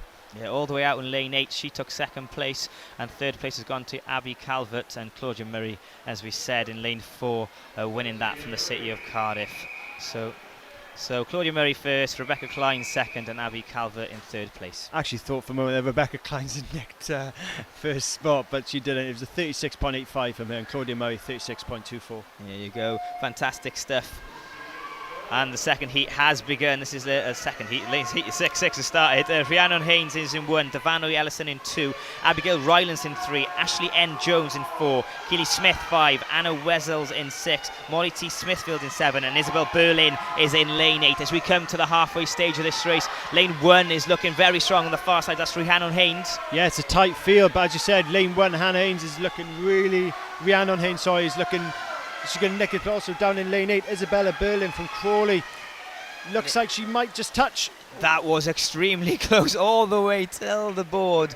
And yes, it did go to Isabella Berlin in lane 8 from nowhere then. She really kept the motivation. She strided hard and she got there in the end. Fantastic stuff. From where we were sitting, I thought Rhiannon Haynes had that then, but as you said, Isabella Berlin came straight back into it right in the last couple of stretches. It's all about your fingertips at the end there. Yeah, indeed, extremely close. Isabella Berlin first, Rhiannon Haynes second, and Smithfield finishing in third place. Onwards we go to heat number 6. We've got a no-show from lane number 5 here, which is disappointing. Lane number 5, Keely Smith is not there, but Catherine McFarley, was not there. So in 1 we've got Alice Oliver, Fionn Thomas in 2, Lucy Gerard in 3, Natalia Sharp in 4, Helena Zogba Ward in 6, Elizabeth McCulloch in 7, and Tia Ward is in lane 8. And we're over halfway, and lane 4 is looking very strong. Also lane 7 pushing hard, that is McCulloch, and lane 4 is Natalia Sharp, and Natalia Sharp is looking strong. She's going to hold on, but she's being pushed all the way by McCulloch in lane 7, and lane 7 is really going to sheer ahead. This is so close, I can't call it, but I think it's gone to lane 4 to Natalia Sharp. Yes, it has. 34.35 there. That race was extremely close for the whole of the last half of the race. That was a great race. Elizabeth McCulloch from Cardiff, could say another local girl there, pushed her all the way, but that was a great race. Yeah, so the official results: Natalia Sharp in 1st place, Elizabeth McCulloch 2nd, and Lucy Gerard in 3rd place. They'll be delighted with that, and that was another great race of extremely high standard. But in a few more shows, lane 8 hasn't turned up for this one. Richard Well is not there, and lane 6, Lauren Wilson, is a no-show. So from 1 to 7, we have got Charlotte Hook in 1, Emily Johnson 2, Sophie Smith in 3, Lucy Grimes in 4, Victoria Gnant in 5, and Abby Hulbert in 7. As we come to the halfway stage, lane 1 has gone very fast. Charlotte Hook there, and from Seven Oaks, a very strong swimming club there. Yeah, they've actually been performing really well here today. Seven Oaks, and obviously notably Leeds as well. Looks like Charlotte Hook is holding on here for this. Oh no, it's come back. Yep, Charlotte's got it. Just about held on there. She was being pushed all the way to the wall by lane 3, which is Sophie Smith. So congratulations there to Charlotte Hook in 1st place. Sophie Smith got 2nd, and Lucy Grimes, who was in lane 4 right in the middle of the field, claiming 3rd place. You got to go all the way to the end, because you can get caught, and that's just a perfect example of that, nearly getting caught at the end there, but she held on really well. Yeah, and a massive sucker punch to be in the lead and just to let it go at the end. It's not worth it, really, is it? It's not, no. You gotta, and your coaches will tell you all the same, you've got to go 100% right until you hear your fingers up against the wall. Okay, heat 9 out of 12. In 1 we've got Lucy Allen, in 2 we've got Katie Taylor, Maya Semenyov Hoyland in 3, Natasha Hamilton Walker in 4, Heather E. Wheel in 5, Francesca Crooker in 6, Molly Findler 7, and Florence Marks in lane number 8. And lane number 5 has gone very fast here. Yes, Heather Wheel's gone really well there. I've heard of Heather before, and she's gone really well, but you've got to look out for lane 8. Florence Marks from Hertfordshire has come into it, and Florence looks like she's going to nick it. Yeah, Florence Marks actually exploding in the last 20 metres and claiming that victory from absolutely nowhere. Everyone had their attention in the middle of the field on a wheel, and then from nowhere Florence Marks came back and stole it from nowhere. So in 1st place Florence Marks, in 2nd place Heather Wheel, and that's Katie a great Taylor race by Florence. 32.29. She came into the race, I think she had a 35.34, but to perform like that is absolutely fantastic. Yeah, smashing it, showing that the big occasion does not faze her at all. And we'll move on to heat 10 out of 12 in the 50-metre butterfly for girls between 10 and 13. In lane 1 we have Eloise Clements, in 2 Isabel Bunn, Megan Pirrie will be in 3, Kerry Sinclair in 4, Pavan Mahawa in 5, Caitlin Demery in 6, Charlotte Cook in 7, and Katie Colwell in lane number 8. Caitlin Demery in lane 6 from Swim Swansea, another local girl, has started really well here, but she's got competition by Pavon from Harrow. Yeah, this is a very close one, isn't it, Mark? It's going to the end, but you're right, I think it's going to be between 6 and 7 for the finish. Who's it going to go for? It's going to go to lane number 6. Delighted with that result, and Demery, the local girl, will be very happy, and you're happy about that, I'd imagine, as well, Mark. Bit of a smile on my face with that one. That was a great race, and well done to Caitlin there from Swim Swansea. So Kathleen Demery in 1st place there, 32.16, smashing a PB by 2 seconds. Pahavan Mawawa in 2nd, and Megan Pirrie finishes in 3rd place. Top 3 there, and the girls in that race will be delighted. And we'll move onwards now to heat 11 of 12 in the 50-metre butterfly for girls between 10 and 13. The standard has been extremely high so far. If you want to let us know where you're watching from, Scotland, England, North Wales, West Wales, wherever you are, hashtag on Twitter please, hashtag BGNSLive, and we'll do all the rest. In lane 1 in this heat we've got Catherine Russell, in 2 Georgia Williams, Abby Hollyoak in 3, Charlotte Marshall in 4, Honey Butterworth in 5, Rebecca Fisher in 6, Megan Bannon in 7, and Kiera Skloskan in lane number 8. Lots of lead swimmers going up against each other in this race. You've got 3, 4, 5 lead swimmers from the same club in the same heat. Yeah, and lane 4 is really leading the way there. The Charlotte Marshall from Ramsbottom. She's really going for being pushed right to the line, but that's her race. She's got that win under the bag. Great swim. That's a really, really good swim. Charlotte looked really strong there. In a field full of lead swimmers, she's come out on top there. So there you go. Charlotte will be delighted with that win. Charlotte Marshall from Ramsbottom Swimming Club, not fazed by the great deal of lead swimmers in the pool with her there. She was in first place. In second place there, we've got Honey Butterworth, and second place Rebecca Fisher. All them girls will be delighted with that times, and really competitive till the end again. Yeah, I think, Leeds have performed really well, but then in that race, Ramsbottom, the swimming club, Charlotte Marshall representing them, came out on top really well. Okay, in the final heat in this, we've got Sinead Baker in lane 1, Hannah White in 2, Mally Darcy 3, Lois Masters in 4, Catherine Fry in 5, Eve Goddard-Smith in 6, she was another one that excelled yesterday, Rachel Bate in 7, and Katie Hicks in lane number 8. We're over halfway stage in this race, and lane 4 and 3 are really pushing hard each other. Mally Darcy and Lois Masters, they're up for this, and it looks like Lois Masters just about in front as we come to the last 10 metres, but she's being pushed all the way by lane 4, which is Lois Masters and Catherine Fry. It's very close. Which way did that go? Mally Darcy or Lois Masters? I think it went to Mally Darcy. That was really, really close. Right until the finish there. Marley's nicked it with 31.41, and Louis Masters coming in. Sorry, is it Louise Masters? It's Lois Masters, yeah. Lois Masters coming in at 31.45. That was very close. 0.4 of a second between them then. You can't get any closer, can you? I don't think you can. I think it is just who's got the longest fingernails. Yeah, indeed. So keep them long, girls. That's the message there. Katie Hicks there got the third place on that one. So congratulations once again. And that concludes the 50-metre butterfly for girls. And Mark, the standard is extremely high, isn't it? And you must be very impressed. PBs all over the place, and it's really fantastic to see. We'll be going into the boys 15 to 18, 200 metre IMs now, but the standards up until this point has been fantastic, especially for an early morning. They've all come here to impress, and you can see the swimmers throughout on the poolside. They're all stretching off, really warming themselves up, making sure they're correct and ready for the races ahead. And in all fairness, everyone's turned up and performed today. Yeah, they're really pushing the bar for national swimming here in the UK and setting the standard very high, which is absolutely fantastic to see, and that's exactly what we want from events of this kind. Now we're moving on now to the boys between 15 and 18 years of age, the 200 metre individual medley. So for newcomers to this event, explain, Mark, the individual medley. It's an exciting event. Obviously the boys now will want to perform and actually give it their all, but I think you've got to look at some of the swimmers who are new to it as well, and some swimmers coming into this IM might have not done it for a long time, and those coaches have actually tried to tailor them and bring them in to perform at this event.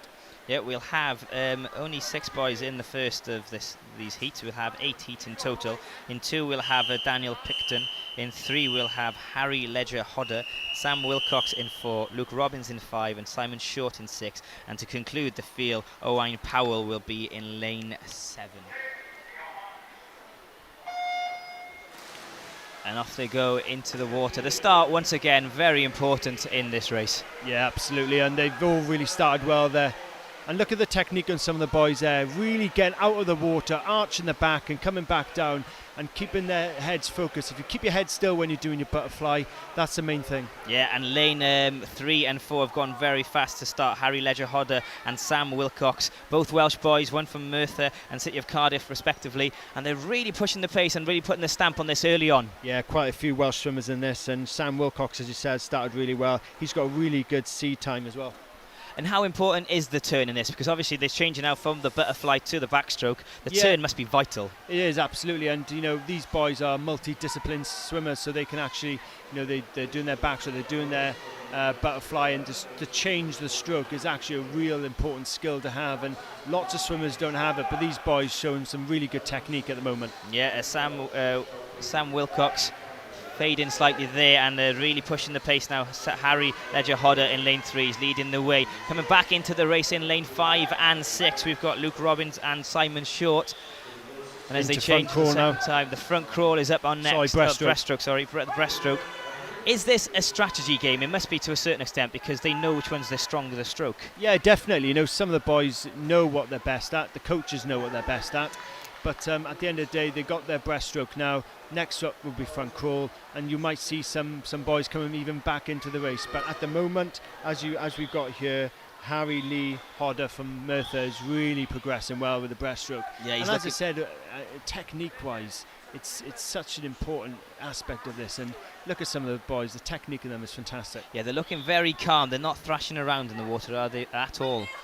Very in control of what they're doing. They know their race plan, and they've got their strategy, and taking their time in the water, not panicking, is very key. And here they come now. They're going to be coming back down for the front crawl to finish off, and he's looking comfortable again here, and it could be a bit of a battle for second and third. Yeah, indeed. It looks like Harry Ledger-Hodge is going to win this in lane 3, but for second place, lane 7 is starting to extend his strokes right now. Owain Powell is really pushing it, but the other field can't quite keep up with him. 6 and 5 are trying their best. That's Simon Short and Luke Robbins, but Harry Ledger-Hodder is going to win this. The Merthyr boys fade in right at the end, but I think he'll be enough. He's got enough in the tank to hold on. Luke Robbins is coming in back in for second. He's come back from. Yeah, he's done pushing Owain Powell all the way, and he's stolen it. Excellent swim on the last half of that race by Luke Robbins in lane 5 from Llantrisant. He really pushed that hard, didn't he? Fantastic to come back into it. And the IM is such an event where it gives you the opportunity to show off all the strokes, all the multidiscipline strokes. And for him to come back then right at the end there shows the stamina for that boy to have. Yeah, Harry Ledger-Hodge first, then quite comfortably. Luke Robbins stealing second place from Owain Powell in third place. What a great start to the individual medley, the 200 metre. And we'll move onwards now to the second heat of 8. We'll have in this section. And in lane 1 we have Sam M. Thompson, Owen Bevan in 2, Callum Brophy is in 3, Kai Green in 4, David W. Anderson in 5, Robert Jennings in 6, David Burton will be in lane 7, and Owain Jones from Chirk Dragons completes the field. And it looks like from the angle we're looking at the moment, Owen Jones from Chirk Dragons is started his butterfly best. It's just the angle from where we are, I think. Yeah, Callum Brophy also from Seven Oaks has gone very fast. And it is him that's in the lead as we turn from the butterfly into the backstroke.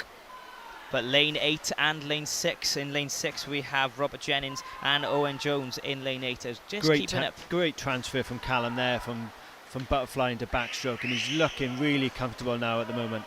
So how much time in practice will they put into these turns and transfers? Hours and hours. Yeah. I think from a training point of view, they'll actually focus on, okay, you do not want to lose any valuable seconds in the turn, so they'll focus on actually doing that with their coaches. The coaches will be showing them the best techniques to use, and they will spend hours and hours every day even. Because on the turn you're travelling underwater. Underwater obviously you can travel faster than you can when you're above the water. So the turn is extremely vital, and it can get you in the lead from nowhere. It can, and we've seen already today swimmers coming back into it, and even in the last IM race, we saw that. So, and as we can see here down in, I think it's lane 6, Robert Jennings coming back into it as well now on a breaststroke. Yeah. Individual swimmers have their favourite stroke, and Robert Jennings looks like he's a very good breaststroker. Yeah, he's really pushing Callum Brophy, who's currently in first place right now. Robert Jennings is in second, but also pushing the pace in lane 4 is Kai Green. He's not let them go, and they're really making up some ground on Callum Brophy now as we turn for the final time, for the 4th leg. The front stroke is next, and this is where they really go for it and excel and leave nothing in that tank. You want to be empty when you get to the end of this race, that's for sure. And you can look at it now. I think it's Robert Jennings who's actually, he's still in second, I think. Yeah, he's really pushing Callum Brophy. Callum Brophy extending his strokes now. He looks like he's very comfortable in this front stroke, and he's extending his lead. It looks like Robert Jennings will get second, but he is being pushed in lane 4 by Kai Green. But also in lane 2, pushing for third place is Owen Bevan. But it will be Callum Brophy's race. Yeah, he's won it quite comfortably in the end. Second place will go to lane number 6, which is Robert Jennings. And that was a fantastic race, wasn't it? Yeah, Robert Jennings had a really good breaststroke in the middle section there. But as you can see, Callum Brophy came out on top. And Seven Oaks again, they've turned up today. Yeah, really, Seven Oaks are up for the challenge this morning. Callum Brophy in first place, Robert Jennings second, and Owen Bevan in lane number 2, getting third place from Kai Green in fourth and in the 4th lane. He was looking good right till the end, but Owen Bevan sneaking it there. Okay, heat number 3, out of 8 of the 200 metre individual medley for boys between 15 and 18. In lane 1 we have Ryan Berkeleg, in 2 Joshua Campbell, James Jones in 3, Harry Sykes in 4, Stephen Davis in 5, Adam Pollard in 6, Carl Smith in 7, and Richard Cottrell will be in lane 8. There's a couple swimmers missing this race, but as you can see, James Jones, he's spent an age under the water there. Sometimes that can be beneficial, but sometimes it can be beneficial to come back on top, back up top sooner. You can see Adam Pollard in lane 6 from Exeter City. Stephen Davis from Wrexham, I think it was. He came up early, and you can see that's made a difference and actually benefited him. Yeah, at the moment in lane 7, just about leading the way, we have Carl Smith from the City of Leeds Swim Club, looking very comfortable in the backstroke. And it's so important that they keep that head still, isn't it? Yeah, definitely. You've got to focus on your technique at all times, and Carl Smith's doing that. As we already said, Stephen Davis from Wrexham, he, you know, at the start when they came up for butterfly, he was straight up, and it's actually benefited him. As we come to the turn, the boys will now switch from the backstroke into the breaststroke. And up first and out first, and still in the lead in lane number 7 right now, we have Carl Smith. And he's looking very composed, but he is being pushed by lane number 5, and that's Harry Sykes. He is there, and I just actually had a look at James Jones when he changed from backstroke into breaststroke, and he spends a long time under the water, but it's actually looking like it could benefit him. He's actually coming back into it now. He's got a very strong breaststroke. So right now the field is slowly bunching back together. The boys are coming back into it. As Mark just said, lane 3, James Jones is starting to push the pace. Also in lane 5 we have Stephen Davis and Carl Smith in 7. This is going to be a very interesting final leg to this race. The strategies have been played. Now it's all about that final sprint. And as they turn, lane 7, he seems up for this, Carl Smith. He exploded off the blocks there. He came out like a bullet there in Carl Smith, and he's really looking to progress now. We did look like James Jones was back in it, but he's dropped off the pace slightly, and his second lane Joshua Campbell from Sunderland, who's actually come back into it, and he looks like he's gonna try and nick this Joshua as well. Campbell is pushing very hard. Perhaps in lane 7, Carl Smith is not aware of him. Who's it going to be? It's going to be extremely close between these two boys, but I think just about, yes, in lane 7, Carl Smith of the City Leeds held on to that, but a superb fight there from Joshua Campbell from Sunderland, trying to nick it at the last stage. Yeah, definitely, and James Jones finished off in 3rd in the end. He was a swimmer at the beginning of the race, I was saying, spends a long time under the water, and actually it benefited him towards the end of the race. He had a very, very good middle section with the breaststroke. Okay, and to clarify that in results, that was a great swim there from Carl Smith, and in 2nd place Joshua Campbell there for you. And in 3rd place James Jones. Fantastic stuff. Onwards we go to the next heat. This is heat number 4 of 8. In 1 we have Carl Taylor, in 2 we have Mitchell Wamsley, Luke Saunders in 3, Gethin Dibben in 4, Andrew Cleahorn in 5, Daniel O'Jones in 6, Jacob Wass in 7, and Harvey James in lane 8 concludes this race. And once again, these boys have gone very, very fast, haven't they? They've gone flying out, and Carl Taylor over the far side in lane 1 has gone out like a lightning bolt out of the far side. Yeah, also lane 8 on the opposite side of the swimming pool, Harvey James going extremely fast. These lanes 8 and 1, people forget about them sometimes, but if they run their own race, they can really get involved, can't they? Yeah, definitely. You know, ideally, you know, they do say you don't want to be out in the far lanes, but you know, sometimes it can work for your own good, you know. Yeah, a very good turn there from lane 2. Mitchell Wamsley from Wigan Swimming Club really turned well and is really starting to pull away from the rest of the field. That's a strong backstroke from Mitchell Wamsley. He's got a fantastic technique, hasn't he there, Mark? Yeah, he's come out really strong, and I think that must be one of his favourite strokes, a backstroke. He'll be turning now into breaststroke, and as you can see there, he spends quite an age under the water to come up, and there he goes again. He's looking comfortable at the moment, but some of the other swimmers, their favourite strokes might be coming up, or they might be their favourite stroke in the breaststroke. This could possibly be the case for lane 1 there, Carl J. Taylor. He looks very comfortable there, and lane 7 as well is also making a move there, Jacob Wass. This could be a very exciting finish once again. But in lane 2, currently in the lead, Mitchell Wamsley, he's holding on and holding off the field right now, but this final turn is so important, isn't it? It is, yeah, definitely. As you said, Jacob Wass has made he's got a really good breaststroke there, and yeah, as you can see, this final turn is absolutely vital. They've got to make sure they get this perfectly right. And look at the officials over the side there, making sure they're turning properly. Yeah, this is going to be extremely exciting. Keep your eyes on lane 1, Carl J. Taylor, on 2, Mitchell Walmsley, and in 7, Jacob Wass. This is the time to leave nothing in that tank, to really go for it, and these boys are doing their very best. It's going to be between lane 1 and 2, between Carl J. Taylor from Wrexham and Mitchell Walmsley from Wrexham Best, and it looks just about right now it's going to be Carl Taylor from lane 1 from Wrexham. He's just about ahead as they come to the final few strokes. It's extremely close. There's nothing going to be in this, but I think the touch of the wall, who went right to the end, it was Carl Taylor from Wrexham. Mitchell Walmsley getting second and Jacob Wass in lane 7 third. That was an extremely exciting race. This place got loud just then with lots of screaming and shouting. Carl Taylor comes in with a 2:25.20 and actually comes in under his PB was 2:32.06, and that's a very, very loud place to be just then. Yeah, exciting. They got the crowd going, got us going as well here. But once again, showing the standard, because their personal bests are being smashed there.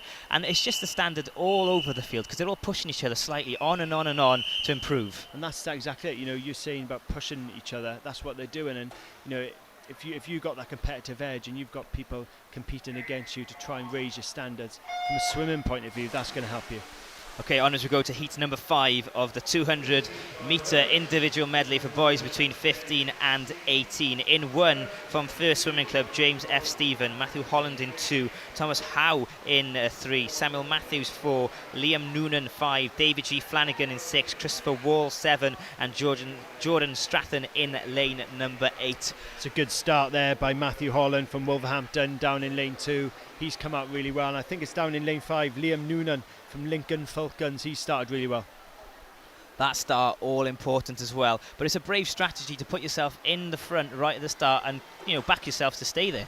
Well, you put yourself out there. You know, sometimes, you know, the butterfly is maybe someone's favourite stroke, and that's why it's first up in the IM. But, you know, sometimes you actually can fade off as well. But Matthew Holland's actually holding on here, and he's got a very good backstroke as well. Yeah, also in the mix in lane 5, right in the middle of the field, Liam Noonan is looking very strong. Also in lane 8, we've got Jordan Strathen, he's right in the mix. And lane 1 is staying with Matthew Holland. James F. Stephen from First Swimming Club is sticking with the leader so far as we turn into the breaststroke.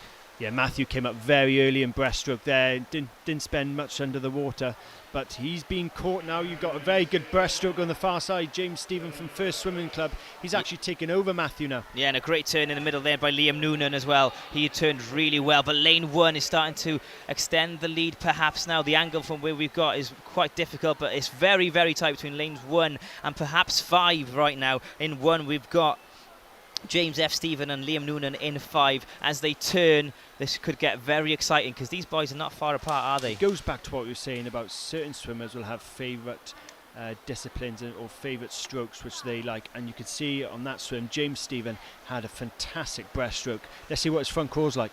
Yeah, as we turn, James Stevens has started the front crawl. He's definitely in the lead as we come homeward for the homeward stretch. He's in first place. Second place will be Liam Noonan right about now, and he's really starting to explode, but looking very strong in lane 1 from First Swimming Club is James F. Stephen, and he's starting to extend that lead. Definitely, and Christopher Wall down in lane 7 has actually come back into it as well.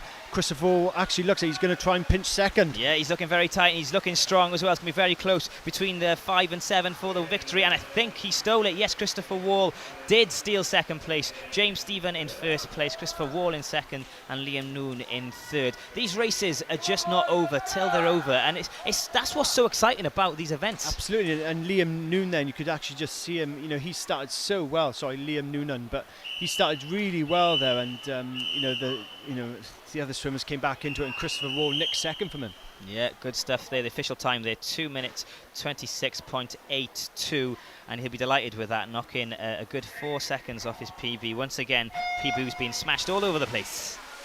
Right, he's 6 now out of 8 in this 200 metre individual medley for boys between 15 and 18. In 1 we have Matthew Sullivan, Ricky Griggs in 2, Conor Lowry in 3, Matthew Fearless in 4, Daniel Davis in 5, Daniel J. Thomas in 6, Alexander McCauley in 7, and Thomas Hitchin will complete the race in lane 8. 2 Pembrokeshire County Swimming Squad members, Daniel Davis and Daniel Thomas, swimming next to each other in lane 5 and lane 6. That'll be a good sort of competitive edge between the two of them there.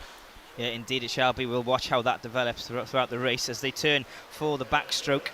The technique, as we've mentioned earlier, very important here. And lane 3 and 4 are leading the way at the moment. In lane 3 we've got Conor Lowry and Matthew Fearless in lane 4, looking very strong around about halfway through the race. Yeah, just to look briefly at the back of the race as well, you can see Matthew Sullivan down in lane 1. He's not looking the strongest at the moment on the backstroke.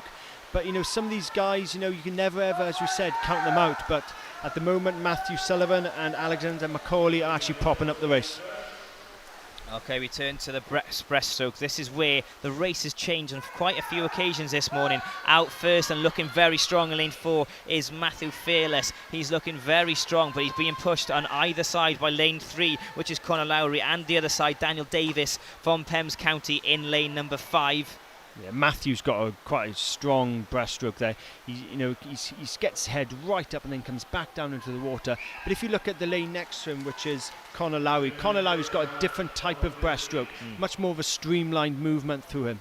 But, as I said, they're both working very hard there, Matthew and Conor, first and second at the moment. Matthew Fearless, who changes then as we turn for the final leg. It's all about the forward stroke now all the way home, and he's looking commanding, he's looking strong, but he is going to be pushed. Lane 5 seems to be extending that Daniel stride. Davis, yeah, Daniel from Davis, Pembrokeshire. He is looking very strong, isn't he? Yeah, from Daniel from Pembrokeshire has got away from his swimming club colleague Daniel Thomas, and he is looking very strong for second spot. But as you said, Matthew Fearless has actually looked really strong throughout this race and looking really, really strong at the finish as well. Great technique all the way till the end. A great victory for Matthew Fearless. He takes first place. Second place went to Daniel Davis from Pembs, and in lane 3 Conor Lowry taking third place. And a great swim, but very controlled. I was very impressed with the control Matthew showed there. Yeah, definitely. And I think you can look at the different techniques which we were just talking about there as far as breaststroke is concerned, and they all have their individual way of doing it, and no one stroke is exactly the same. Each swimmer looks different as they glide through the water as well, and Matthew controlled that race really well there. Heat number 7 of 8 then. In lane 1 from Llantrisant, about an hour away from here, is Grant Davis. Nathan Watt in 2. Joe Lynch from Leicester Penguins. He was another one who did very well yesterday in 3. Local boy, he's in his own swimming pool today. Jordan Hughes from Swim Swansea. George Boast from lane 5 from Llantrisant. Ross Hoskins in 6. Kyle Stubbs in 7. And Torjay Wheeler, who also excelled yesterday, in lane 8. And these boys have gone fast, haven't they? Yeah, they've started off well. And Jordan Hughes, I don't think actually is wearing a swimming cap in lane 4 from Swim Swansea today. You don't see that very often these days, but I don't think he is. What's the thinking behind that then? I'm not entirely sure. Obviously the reason for wearing a swimming cap is actually going to be more streamlined through the water, so you have less friction through your hair fibres.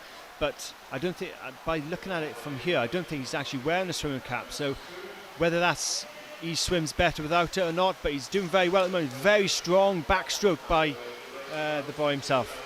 Yeah, so in lane 4 and 5 leading the way, neck and neck right about now. We've got Jordan Hughes from Swansea and George Boast from Llantrisant. Both of them excelled yesterday. Their names reminded me of victories yesterday, and they'll be both going head to head right about now. And it's a close race for second. This could turn into a fantastic race, because in lane 2 and lane 3 right now we've got Nathan Watt and Joe Lynch neck and neck. But this is the interesting part of the race, when you've got people with certain strategies but they're neck and neck with somebody else, because that's when pressure comes into it. It's game time. It definitely is, and from a competitive point of view, that's where your competitive edge comes from. And as I was just saying there about Jordan Hughes from Swim Swansea, without a swimming cap, it looks like it's doing him a world of good at the moment.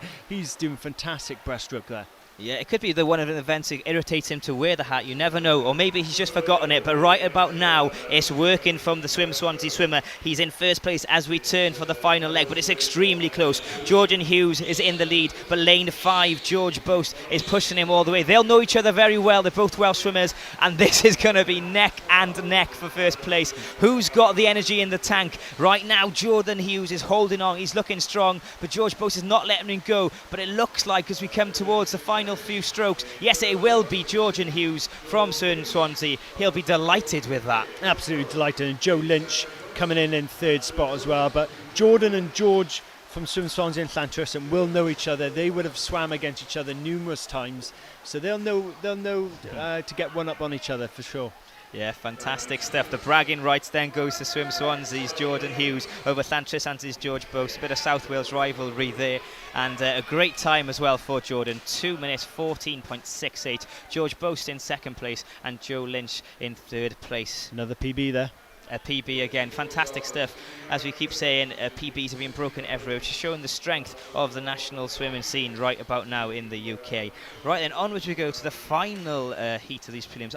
If I'm honest with you, I don't want them to end. I've thoroughly enjoyed these. They've been very exciting, haven't they? It's exciting, and these boys IMs, they fly by because the boys are going so fast through the water. That's why. But we're into heat 8 of 8, and some of the swimmers have performed really well here. Okay, so in lane 1 we've got Adam Chillingworth. In 2 we'll have Adam Horton. Finlay Lawless Coombs in 3. Michael Hyer, we saw him excel earlier on this morning, in 4. Stefan R. Morris in 5. James Ross in 6. Callum J. Wellman in 7. And Giovanni Di Siena in lane number 8. Michael Hyer from Pembrokeshire, just down the road from here, started well with the white cap in lane 4. He's looking quite strong. But over in lane 2, I think, as well as Adam Horton from Stourbridge Swimming Club is looking very strong. Indeed, as we make the turn, it is Michael Hyer in first place. In second, in lane 2, Mark called it correctly there, Adam Horton, and Stefan Morris in lane number 5 is in third place. But there's plenty of this race still to go, and the stroke is now changed to a backstroke, and this is where we've seen a few people put their real stamp on the mark and kind of extend their lead. Stefan Morris, I was just about to say, has a really good backstroke here, but you're looking at Michael Hyer, I think it is in lane 4. Yeah. With a white cap, he is looking very strong, and he's come back into it. Let's see what their breaststrokes are like now. Yes, they make the turn. Michael Hyer, his name has been kind of floating around yesterday and today. He seems to be a very, very talented young man from Pembs County. He took a while to get out of the water there, Michael Hyer, who stayed down much longer than Stephen Morris from Novice Agar in the lane next to him. But it was a fantastic breaststroke. Yeah, them two leading the way right about now. But in lane 2 and 3 and in lane 6, we've got some competition. Adam Horton, Finlay Lawless Coombs and James Ross. They're not letting them go, and all 4 of them are making a move. And Michael Hyer is making a move away from Stefan Morris in lane 5, and his competition is coming from lane 3 now, and that is Finlay Lawless Coombs making a move. Also in lane 6, pushing the pace, we have James Ross as we make the final turn. Michael Hyer, it will go head to head with lane 6, which is James Ross. This could be very exciting. They're really going for it. Michael Hyer, he's looking, is he tiring or is he just taking his time there? He's looking strong, but you can see some of the other swimmers coming back into it. You see Callum, it's Callum, it's actually James Ross from Warrington who's come back into it, and it looks like he's going to try and pinch second. Yeah, Finlay Lawless Coombs also pushing Ross all the way. It's going to be very tight. It's going to be Michael Hyer for the victory, and I think just about James Ross in second place, and Lawless Finlay Coombs seals third place. Another exciting race to finish this individual medley. Michael will be absolutely delighted with that, coming down here from Pembrokeshire, coming down to Swansea, making a statement like that. Great swim. Yeah, he actually looks a little bit frustrated with himself there in the water. I wonder That's why. Interesting. But maybe because of the time, he was 2 seconds over his PB, so showing how competitive he is and how determined he is to improve at every single stage. Yeah, that's really well looked at there. 2:17.01. He came in into the race with a PB of 2:15.07. And yeah, as you said, he did look a bit frustrated there, didn't he? Yeah, but a win's a win, and he should be happy with that. I'm sure he will. But it's a nice thing to see that he's definitely looking to improve at every single event and every competition that he competes in. So Michael Hyer in first, James Ross second, and Finlay Lawless Coombs gets third place on that race. And over to the girls. The boys have been very exciting. I'm sure the girls will not let us down. These are the girls between ages of 14 and 18 in the 200-metre individual medley. Amy McQueen from Swim Swansea there is a really, really good IM swimmer. 2:49.79 PB. There she is. She's up in lane 4 very quickly there with the butterfly, very up early. Okay, we'll keep an eye on her. The rest of the field are in lane 1, Bethan Phillips, Catherine Parsonage in 2, Jodie Beddoe in 3, Amy McQueen, as Mark mentioned, from Swansea Swim in 4, Nicola Granger in 5, Carish James in 6, and Brodie Allen Ridge in lane number 7. And right about now, it's looking very tight in the first part of this race. Yeah, it is. It's neck and neck at the moment. It's all of them having decent butterflies. So we'll see now when they come into the backstroke.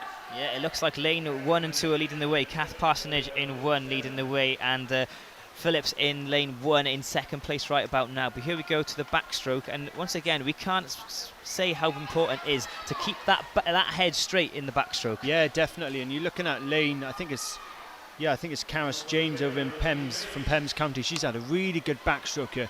And look at the technique, shoulders out, going straight over the top, head level, looking up at the ceiling, and that's looking fantastic at the moment. Yeah, indeed. So just about in lane 1 of the lead at the moment, we think it's Bethan Phillips. But also lane 2 and 3, they're very tight, but sneaking into contention in lane number 6 right now is Karis James. She's had a brilliant backstroke, and she does hit the wall first, 1.1906. She'll be delighted with her swim so far, but what she got to offer in the breaststroke.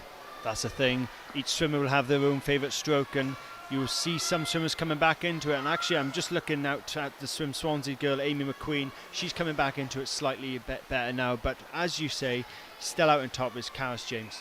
Yeah, Karis James leading the way so far in this 200 metre individual medley for girls between the ages of 14 and 18.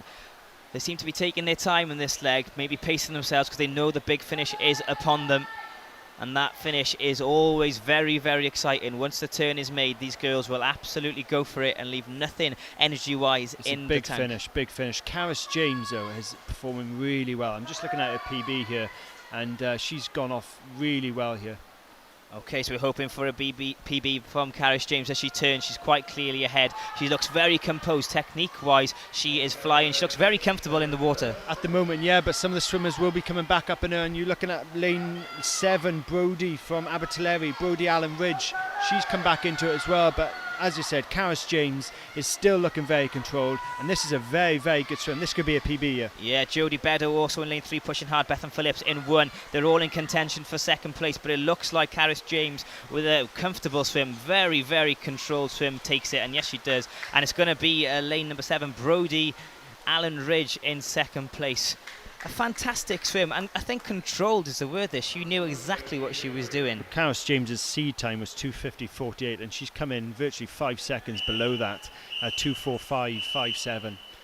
A really, really good swim, really strong, controlled, and throughout all the disciplines there, whether it be breaststroke, butterfly, backstroke or front crawl, she looked really controlled in all of them. Yeah, exciting stuff. Amy McQueen in third place, then Brodie Allen Ridge in second place, and Karis James in first from Pembs County. Onwards we go to the second heat of 11 in the girls 14 to 18 age group 200 metre individual medley. In 1 we've got from the city of Cardiff, Rebecca Nelson, Nola McBride in 2, Caris Oliver in 3, Elaine A. Jenkins in 4, Mary Chaplin in 5, Amelia Baston in 6, Megan Williams in 7, and Ellie Parks will be in lane 8. Local girl from Swim Swansea in lane 7, and Megan Williams, Mark, you'll be keeping an eye on her? Yeah, definitely. And I'm just having a quick look at Mary Chaplin from Wrexham there, and she's had a great butterfly, but I think she's a bit slow on the turn then into backstroke, but she's still in the lead just. Yeah, lane 5, Mary Chaplin in the lead at the moment.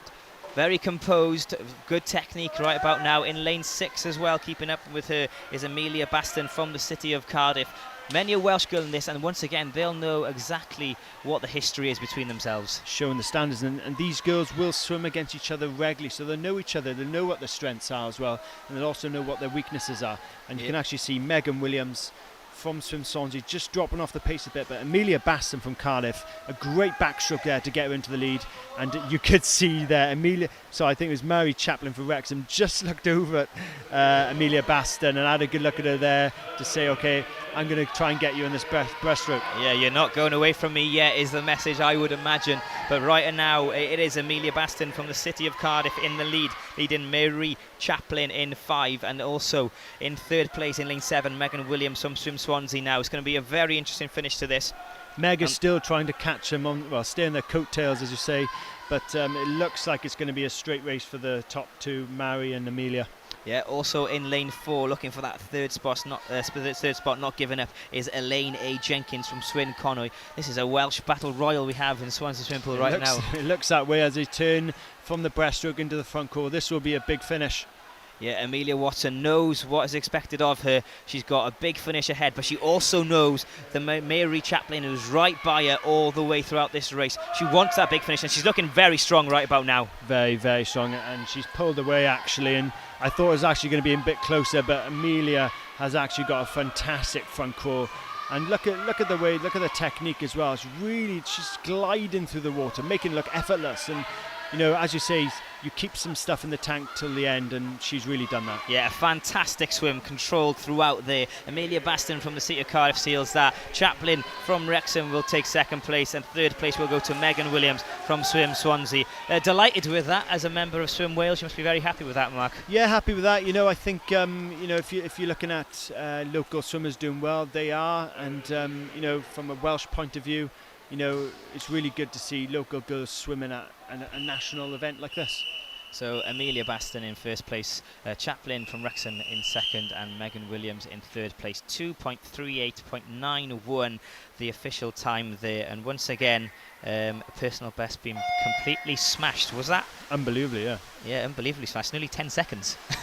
Unbelievable. I don't know what to say. Standard is so high here at the international pool. The British Gas Swim Wales Summer Nationals 2013. If you're joining us, please do get involved on Twitter. The hashtag we're using to get this trend in is hashtag BGSN Live. Right, we'll turn back to the action in the pool. Heat 3 out of 11. In 1, we've got Jade Adcock. In 2, Amy Bond. Emily Jeffs in 3. Emily Hewiston in 4. Holly Barnes in 5. Stephanie Strang in 6. Claire Beddoe in 7. And to complete the field, Bethan Widden will be in lane number 8.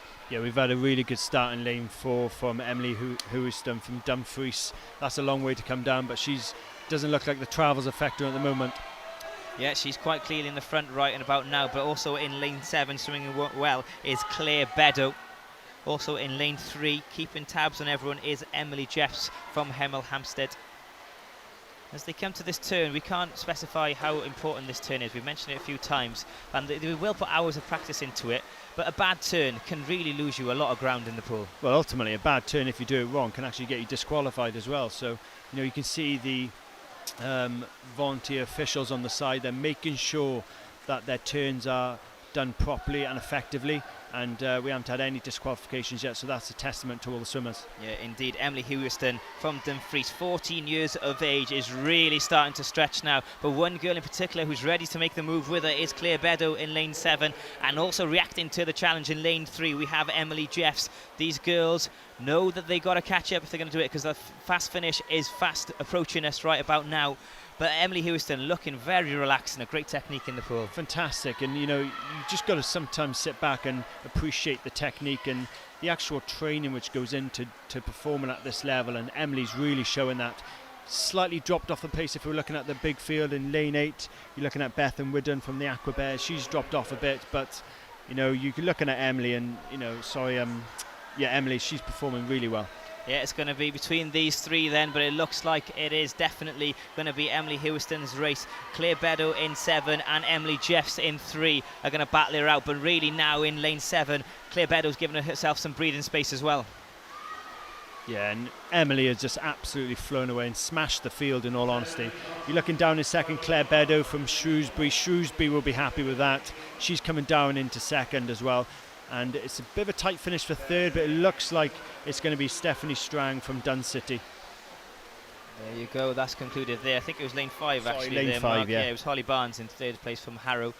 Great swim, but really there, I mean, Emily Hewiston, her technique at the end was just perfect. Yeah, fantastic, and she finished in a 2:44.67, and that's a fantastic swim from her, and actually just sneaks under her sea time, so brilliant. Excellent stuff. Again. So Emily Hewiston in first place, Claire Beddoe in second, and Holly Barnes got third place, and Emily Jeffs just fading at the end, but she should be happy with her swim as well. Okay, onward we go to heat number 4. In this heat, we'll go 1 to 8. Sarah Cummins in 1, Zara Bailey in 2, Heather Lees in 3, Jennifer Sharp in 4, Lucia Finnan in 5, Kate Owen in 6, Heatherine Boyles in 7, and Lucy Fairbanks will be in lane 8. This is the 200-metre individual medley for girls between the ages of 14 and 18. We're streaming live from the international pool here in Swansea. This is the British Gas Swim Wales Summer Nationals 2013, and so far the standard all day yesterday and this morning has been absolutely amazing. Mark Tancock is beside me, Regional Business Manager of Swim Wales, and Mark, you must be very impressed with everything that's happened this morning and yesterday so far. Delighted, and I'm also really impressed from a Swim Wales governing body point of view of some of the Welsh swimmers performing really, really well. And it's really exciting to see, the performance centres which are throughout Wales are breeding some really, really good swimmers. Right, we'll turn our attention back to this race. The girls have finished their opening leg, which is the butterfly. They're now onto the backstroke, and lane 2 looking very strong. There we have Zara Bailey in 2, but lane 8 is leading the way. This is Lucy Fairbanks from Shrewsbury. Also Heatherwyn Boyles in 7, keeping up with it right about now. Yeah, Lucy's done a really good backstroke there, but into the breaststroke, let's see what she comes out like. But in lane 6, Kate Owen, I think it is, who's actually still keeping tabs, but it's going to be a close one for second and third for sure. But at the moment, Lucy Fairbanks from Shrewsbury is leading the way. Yeah, lanes 2 and 3 are also in the mix. They are Zara Bailey and Heather Lees from First Swimming Club. They're really nice, really going to be close this one. The field really catching up with each other at this leg. Yeah, and Heatherwyn Boyles, she came in with a sea time in 2:44 from Caerphilly. She's down Langren in lane 7 really from the field. It's a bit disappointing, but I'm sure let's see what her front crawl's like, but it's slightly disappointing at the moment. Yeah, as we come to the wall, the rest of the girls are very closely matched right about now. This could be a fantastic finish to this race. As they turn, officially Lucy Fairbanks in lane 8 is ahead. In the third lane, Heather Lees is in second place, and third is Lucia Finnan. This is going to be extremely close as we come home, but it looks like now extending her stroke pattern right now is Fairbanks, and she's looking extremely strong for the win. Lucy's looking very, very strong, and you've got to be impressed with the control she's actually had throughout the whole race, in all honesty. And down in lane 3 as well, looks like Heather Lees from first is actually holding on for second spot. Yeah, there's a bit of battle coming from 6. Lane 6 is Kate Owen really pushing over. The wind's gone to Lucy Fairbanks, a great swim, and second place is extremely close, but it did go to Heather Lees in lane number 3, and third place to Kate Owen.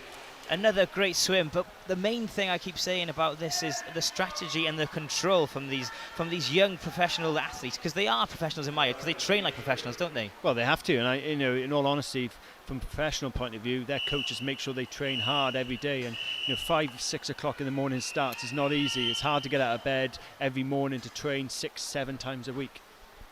Right, onwards we go. That result, Lucy Fairbanks in first, Heather Lee second, and Kate Owen third. But on we go to heat 5 of the 11 we have here in the individual medley for girls between 14 and 18, 200 individual medley. In 1, we've got a local girl, Molly Anderson, Laura J. Green in 2, Megan Squire from City of Cardiff, not far from Swansea, in 3, Philippa Roebuck in 4, Jasmine Kembury in 5, Mary Yoxall in 6, Carrie O'Rourke in 7, and Sadie Milton in lane number 8. Another good start from Cardiff's own Megan Squire in lane 3. She started really well, the Welsh swimmer, and her butterfly was absolutely outstanding. Yeah, she really looked so powerful, the didn't she? Really powerful, shoulders right out of the water, and let's see what her backstroke's like now. But that was a really good length. Yeah, her backstroke looks pretty solid right about now, so it is in lane 3, Megan Squire leading the way. Lane 8 is also keeping up with the pace, Sadie Milton from Dover Life Swim Club, but right about now, Megan Squire looks very comfortable in the water, and her technique once again is very good. Yeah, fantastic. Sadie Milton, as you said, there is staying in the mix in this backstroke, but as you said, in third lane, Megan Squire, fantastic butterfly, but her backstroke, she's actually level par with Sadie at the moment. Yeah, Sadie Milton, an absolutely brilliant backstroke from her, which has possibly put her into lead. Yes, it has, 1.13226 on the turn. So lane 8, Sadie Milton in the lead. In second place, Megan Squire, and third in lane 1, Molly Anderson. And this is where it gets interesting. Every single time we go into the breaststroke, and things always seem to change. It's still a battle on further down the field. If you're looking at lane 7, Carrie, and then lane 6, Mary Yoxall, Jasmine Kembury, Philippa Roebuck in 4 as well. They're all still battling in the middle of the field, but as you say, out in front, Megan Squire, closely followed by Sadie Milton at the moment. That's going to be a good battle, but a really good breaststroke from Megan. Yes, superb breaststroke there from Megan Squire. She's extended her lead. Well, she was actually behind by a few tenths of a second, but there she's really upped the ante and showed that she's up for this fight. And there she goes. Yeah, off she comes. Yeah, superb breaststroke. But here we go. She's clearly ahead now. She's really stepped that up, didn't she? Unbelievable, and that just shows, you know, as you go back, people having strategies coming into the race and actually thinking about actually how I'm going to do this. And you know, Megan's done that fantastically well. She's flown away from the field. Yeah, Megan Squire, City of Cardiff, showing some great control, some great strength there, and she knew exactly what she was doing. So second place is going to be very interesting between Sadie Milton. Also in the inside lanes, we've got 1 and 2, Molly Anderson and Laura Green. Also coming back right in the middle in lane 5, we've got Jasmine Kemberley. Yeah, it's going to be very close. Oh, there was 4 girls that could have got that second place there in lane 1, 2, 5 and 8. That was very, very close. They all came back into it at the end, and as we just mentioned at the beginning of the race, the middle field were all very, very close, and it looks like, I don't know who it went to. Well, we've got Megan Squire's done a soft touch on the board, so the board will sort itself out now. She definitely won that race, Megan Squire. Yep, there's confirmation on the board for us. 2:33 dead, Megan Squire. Molly Anderson in lane 1 in second. Superb effort there, and onwards we go to heat number 6. The standard is absolutely incredible here, showing the strength of UK swimming right about now. And we move on to heat number 6. So, if you're watching from afar in Scotland, England or Wales, let us know using the hashtag BGSN Live on Twitter, and we'll pass on their messages, retweet them and favourite and so on, so they get to the appropriate places and get the messages trending on the internet. So in lane 1 in this race, we've got Nicole Parrish, Fionn R. Davis in 2, Catherine Locke in 3, Holly Bell in 4, Emily Gordon in 5, Eleanor Scanlon in lane 6, Lucy Glover in 7, and Emma White in lane 8. And now they've all gone off pretty fast. We're onto the backstroke, and it's pretty even Stevens right about now. It is, yeah. They've all had a very, very good butterfly there. But going into backstroke, you're looking at lane 3. I think is it Lucy Guyon? Oh, sorry, Catherine Locke from Cardiff, is it? Yeah, in lane number 3. She's leading the way right about now. Also lane 7, Lucy Glover is showing some potential there. So as we come now, the backstroke, lane 3 is leading the way, but it's very close between 7. Lucy Glover from Solihull Swimming Club is pushing Catherine Locke from the City of Cardiff. As they make the turn is very important. Mark's mentioned many times this morning that the turn can be the difference between winning and losing. It can add you that extra second of breathing space which you need. But by now, it looks like Lucy Glover in lane 7 is really starting to extend and really push Catherine Locke all the way. I've just had a look at Lucy's turn there, and that was a really, really good turn. And you're looking down at Catherine Locke. Catherine's looking very steady at the moment. We're halfway through the breaststroke. We'll see what their turn's like for the front crawl. Now this race is very, very exciting as we come to this stage. We are trending on Twitter, hashtag BGSN Live, and we've actually had viewers watching the live stream of this event from Quipu TV from New Zealand and Zambia, Mark. Would you believe that? Wow, well, my father's a big fan of going to Zambia and working with the aid out there, and that's fantastic if we're getting viewers from there. Yeah, and it gets even better. People in Thailand are even watching as well, which is showing the strength. Worldwide. Yeah, absolutely amazing stuff. So if you're watching from New Zealand, Zambia and Thailand, well, welcome to Swansea's National Swimming Pool, and you're watching the British Gas Swim Wales Summer Nationals 2013, and we hope that the members of your family that you're supporting are doing you proud. We're sure that they definitely are. But attention's back to this race now, Mark, and lane 3, Catherine Locke, is really starting to extend the lead now, and she's going to win it quite comfortably there. Great front crawl by Catherine, and coming in second then I think it was Lucy Glover from, it was Eleanor Scanlon from Maidenhead coming into second there, I think. Yeah, it was only Scanlon in second, and third place went to Emma White there. So to confirm that, Catherine Locke in first place with a time of 2:38.42, Eleanor Scanlon in second, and Emma White in third place. So we've got to heat 6 of 11 of these prelims. This is the 200 metre individual medley for girls between the ages of 14 and 18. In lane number 1, a local girl from Swim Swansea, Harriet Wozniak. Her father, Richard Wozniak, was with us yesterday. Lydia Aubrey in 2, Lucy Gain in 3, Emma Williams 4, Jennifer Dixon in 5, Laura Kew in 6, Billy McCarthy in 7, and Eleanor Booth from City of Cardiff in lane 8. And City of Cardiff have really excelled in this event so far this morning. They have, yeah, definitely. And just down in lane 1, Harriet is not actually here today. It looks like she's had a no-show, but I'm sure we'll have a chat with her father about that and see what he has to say about it. It reminds me, I think she's doing a life-saving course today. So that's where she is. So she's going to be saving people on the sea instead of the swimming pool, so good on her. Importantly, yeah, definitely. Excellent stuff. Because obviously swimming and Swim Wales support all aquatics, not just swimming indeed. So that's another varied skill and skill set to add to the swimming and Swim Wales vocabulary. And that just shows swimmers have an interest in lots of different aquatic opportunities and disciplines. So, if you can actually, tailor or do both or do a few at a time, you can actually benefit your swimming longer term as well. Yeah, indeed. Okay, as we finish the backstroke here, we come to the turn, and it's very close between lanes 6 and 4. It's Laura Kew in the lead and Emma Williams in second place right about now, and Lucy Gain in lane 3 in third place. These girls are very closely bunched right about now. Everyone's sticking together, and lane 2, 3, 4, 5 and 6 and even 7 and 8 could really get involved here. Have a look at Emma Williams's technique in lane 4 with her breaststroke. Really comes right out of the water with her shoulders and ducks right back down into it. Sometimes for her it works really well, and it actually extends her stroke longer as well, so she spends longer under the water. Yeah, she's looking very relaxed and in control of her stroke right about now, and this is where it all gets exciting, and this race could really kick off because these girls are very closely matched as we come to the final leg of this race. In 1, Emma Williams. In 4, the mark mentioned there. In 2, Jennifer Dixon. Laura Kew in 6 now in third place. This is very tight. Eleanor Booth on the dark side in lane 8 is also in the mix. As we turn, it does look like the Emma Williams is going to be strong enough to hold on. She's in the lead and she's slowly moving ahead. But second place in lane 5 and 6. It's extremely close between Jennifer Dixon and Laura Kew. And Laura Kew really pushing hard now.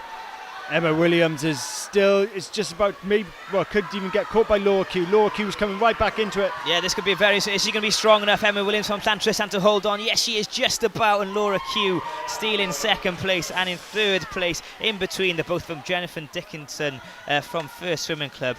Once again, an absolutely extraordinary race. I think a bit of fatigue came into it for Emma at the end there, and you could see her actually really starting to struggle to hold on to lead, but luckily the wall came to her rescue at the end. Yeah, indeed. Her finishing time, 2 minutes 38.34.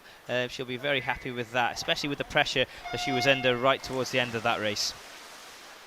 Right, on to heat number 8. We've got a no-show in lane number 4 here, so Charlotte Fiala won't be there. But in lane 1 we have Emily C. Walsh, Carla Thorne-Newell in 2, Ellen Scholes in 3, in 5 Daniel Rayner, Lois Hopkins in 6, Megan Branney in 7, and Gemma K. Brown in lane number 8. Lois Hopkins from Swim Swansea has had a fantastic good butterfly there, but you've got to keep an eye out for lane 3 as well. Ellen Scholes, good surname from Bromley. She has started really well with a good butterfly. Yeah, good surname. I take it you're a Man United fan, are you? No. Here we go. Okay, as we look back into the race, the backstroke now, it does look like lane number 6 is doing pretty well there. We've got Lois Hopkins looking very strong. Also in lane 3, keeping up with her, we've got Ellen Scholes. But it's all about strategy in this race. We mentioned it a few times, and sometimes the backstroke's your main one. We don't really know watching. That's what makes it interesting watching. You're not sure who's got the favourite stroke in play at that certain time. And coaches will be talking to their swimmers before and after the race. Before the race, strategy-wise, go out there and deliver. Do what you need to do to win the race, but make sure you've got enough in the tank to finish. And you're looking at Lois Hopkins from Swim Swansea. She has come out and she's delivering at the moment on her own turf as well, and she'll be delighted with that. Yeah, an absolutely amazing backstroke. The breaststroke is in mid-flow right now, and she's looking very controlled, very calm in the pool. But a little bit of pressure is coming from lane 3 right about now, and lane 3, Ellen Scholes, is going to push her all the way, I'd imagine. Lane 1 also making a move right about now. Lane 1, Emily C. Walsh from Lincoln Vulcan Swim Club. And as Emily's come back into it in lane 1 in her breaststroke. She's had a really good breaststroke over there, and we'll see now what it turns out and see what the front crawl. But she's back into the race for second, that's for sure.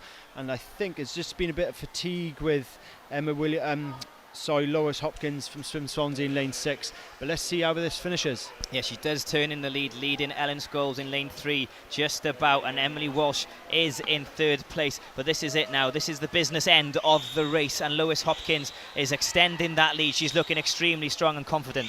Fantastic front crawl, Lois, and she's just slowing down slightly at the back end of this, but she came off those blocks really well and exploded off, and I think that's just seen her through. Yeah, she should be safe, but there's a battle for second between first and third lane, and it looks like it's going to go to the first lane, Emily Walsh. She's really come from nowhere. A great breaststroke to get her back in it, and she steals second place. That was fantastic by Emily then to come back into it. I just said at the back end of the breaststroke, she was coming back into, she said fantastic breaststroke, and then she comes back with a strong front crawl as well. Yeah, great stuff. Emily Walsh in first place then, and then in second place we have Emily C. Walsh, and in third place we'll have Ellen Scholes, so congratulations to them. Onwards we go to heat number 9 of 11 in this 200 metre individual medley for girls between 14 and 18. I think this is also really good exposure for some, if you're looking at it from a Welsh point of view, for them to be swimming against top swimmers. You've got some top clubs here from Leeds, from Sevenoaks, who are performing really well as well. So it's fantastic for them to have that exposure. Yeah, because it just adds a bit of spice to the event, because they'll be more than familiar with swimming against clubs within Wales, but to have someone come down from Scotland and go, right, that's their main guy, that's a target for them then, isn't it? Yeah, definitely. And you see some of the English clubs, they'll be used to swimming against each other. You see some of the Scottish guys, got some good clubs from Dumfries come down as well. They'll be used to swimming against each other, and so will the Welsh girls. So for them to all swim against each other now, they'll learn about each other, and they might have swam against each other before, but they'll learn much more about each other as we go on. Yeah, excellent stuff. Okay, heat 9 is underway. We're on the backstroke. In lane 1, we've got Francesca Griffin. In 2, Olivia Handley. Rachel Heemsum in 3. Tiffany Bachelet in 4. Kirsty Hunter in 5. Caris A. Thomas in 6. Isabella Booth in 7. And Natasha Johnson in lane 8. And as we come to this, it looks like lane 2, 3 and 5 are all bunching together as they come to the turn. They've had a very, very strong backstroke. All them girls looking very strong there. Yeah, very, very good. And Olivia just looks like she's just nicking the lead going into the turn there. But let's see what they come like for their breaststroke.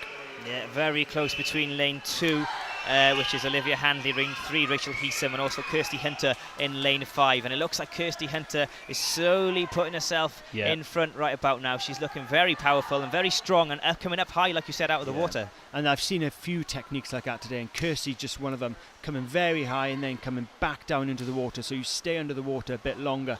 If you're looking at a more streamlined approach, look at lane 2 where you've got Olivia Handley from Beckenham. She's a bit more streamlined, a bit more narrow coming out of the water and coming through the water, so she's not staying under the water long. But hey, techniques work for each individual swimmer differently. Yeah, indeed they do. As we come to the final leg, it is Kirsty Hunter in lane 5 who's in the lead at the moment, and in lane 3 Rachel Heesum second, and Olivia Handley in lane 2 in third place. But there they come in lane 3, making a move, trying, looking very powerful right about now. In lane 3 is Rachel Heesum. She's trying her best to catch up with Kirsty Hunter, and Kirsty Hunter maybe she's not fading because lane 3 is going so fast. Well, Kirsty looks like she needs to hold on here, because as you said, lane 3 Rachel Heesum from Warrington has come straight back into it, but it's going to be first place for Kirsty Hunter, sorry.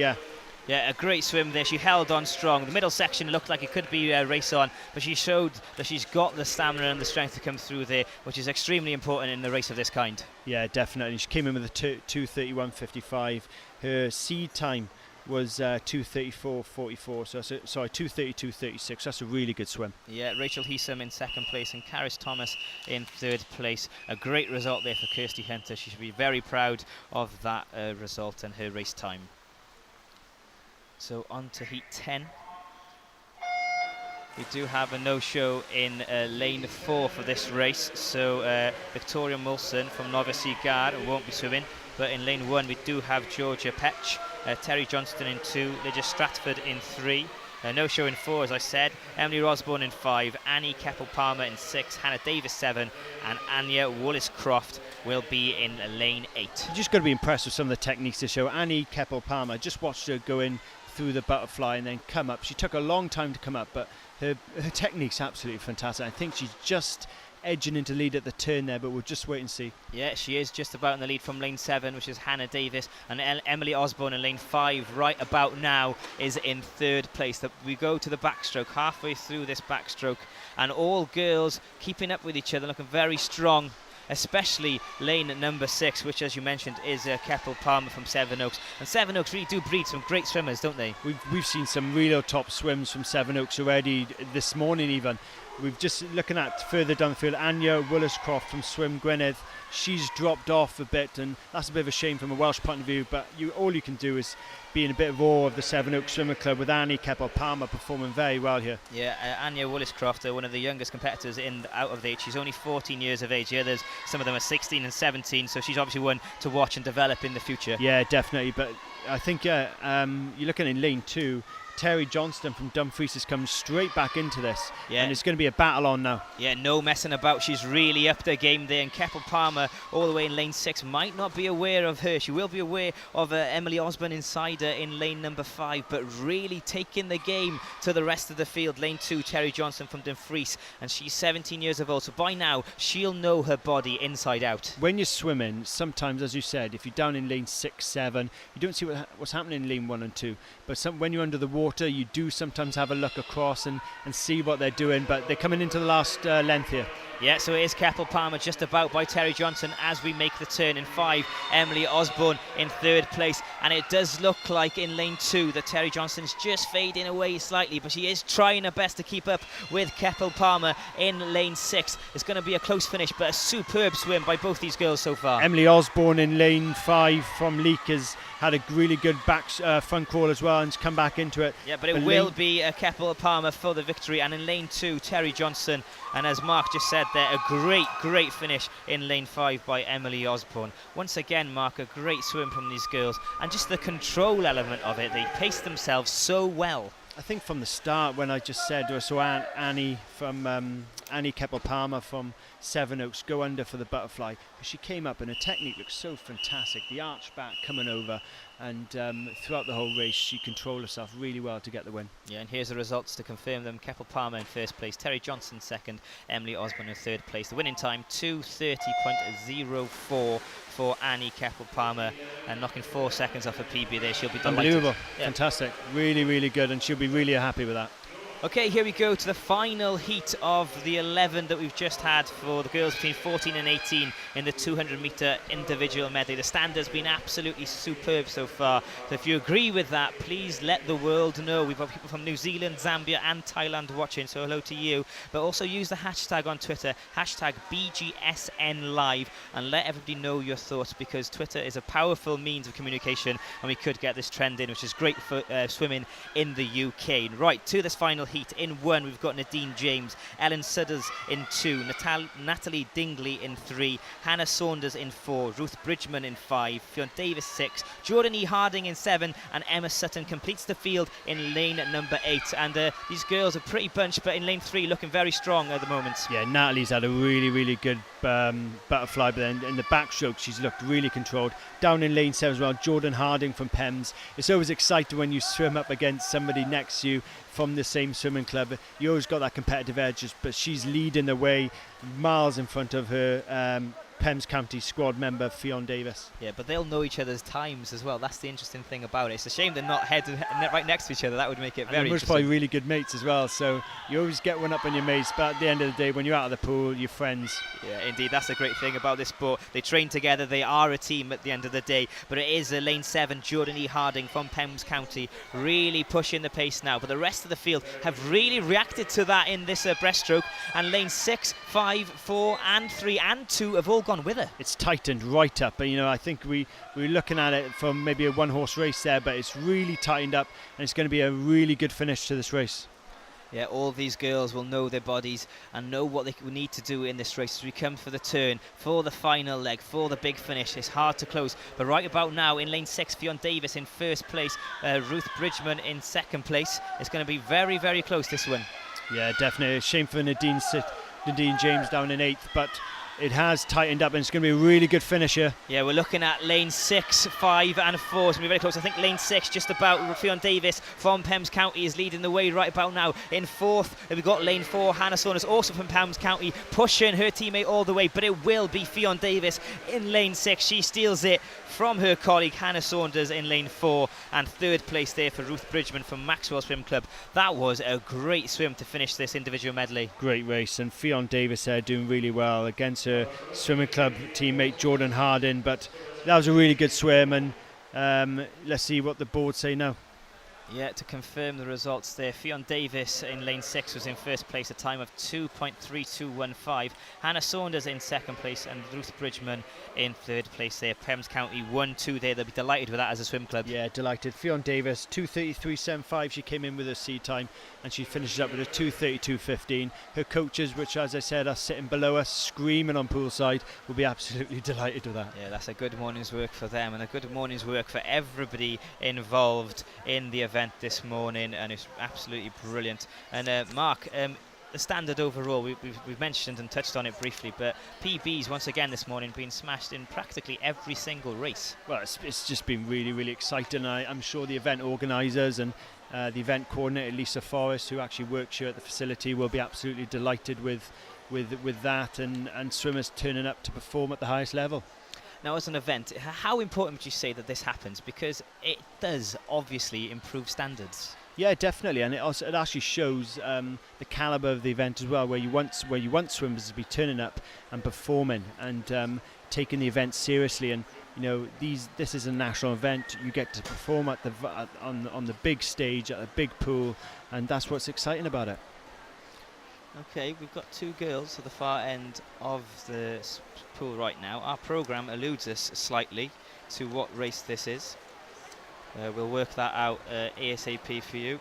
This is a swim-off, apparently. Can you add anything to this? A swim-off between Paniaga Gutierrez and Lucia Handford. Is this to qualify? It's in the 50 fly, so they've had a dead heat time, is that correct? Yeah, this is to qualify, so they'll go again here, and this should be a good one. Okay, so in 4 we've got Paniaga Gutierrez and Lucy Handford in 5. 50-metre freestyle.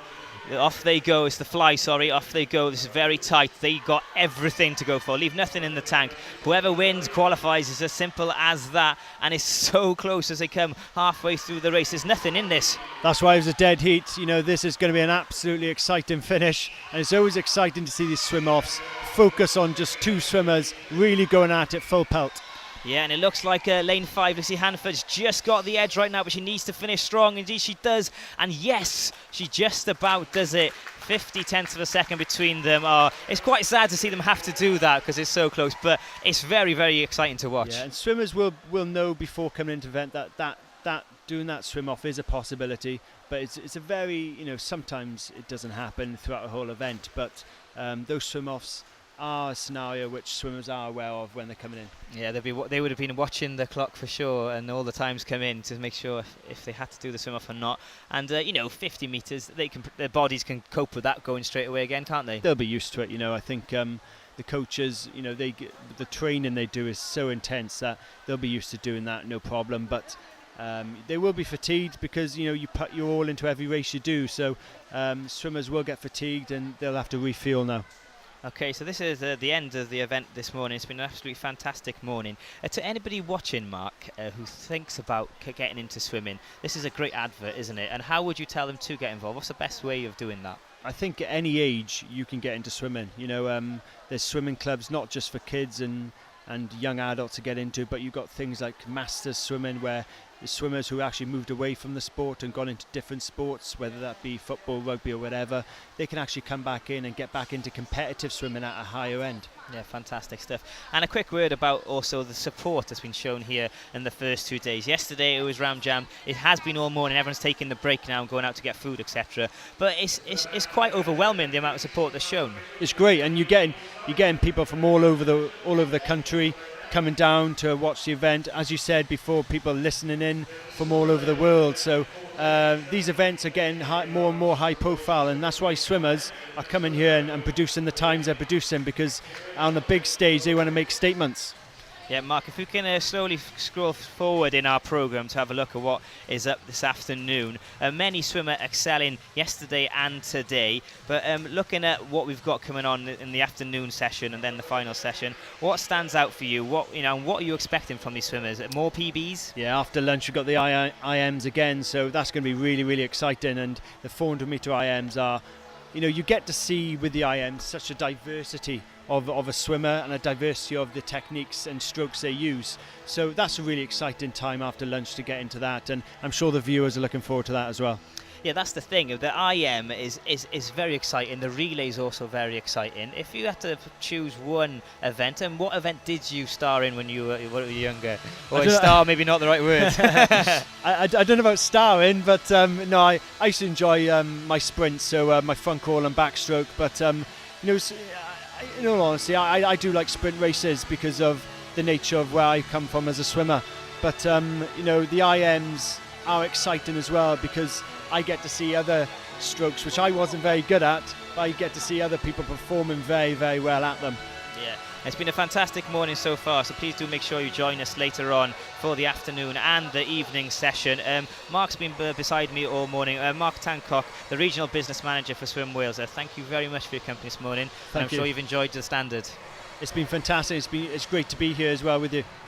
Thank you, Mark. Right then, if you are watching from afar, watching the live stream, please do let us know. Use the hashtag BGSNLive. Tell us your thoughts. Send on your good luck messages, because that's the quickest way to do so in this modern era. And we'll do our very best to retweet them. And we'll also add to Swim Wales, because they're very heavily involved today and they can retweet away as well. If you want to keep up to date with the results that you've missed this morning or the schedule that's ahead, please go over to swimwales.org or catch up with today's action by visiting youtube.com Quipu TV. There'll be a highlight package waiting for you this evening, which is absolutely fantastic stuff, especially for the young swimmers who have been swimming today. They can go home and check themselves out. So that concludes our coverage of day 2, the morning session here at the British Gas Swim Wales Summer Nationals. We'll be back this afternoon, so please do make sure you join us. But for now, from the British Gas Swim Wales Summer Nationals, it's goodbye.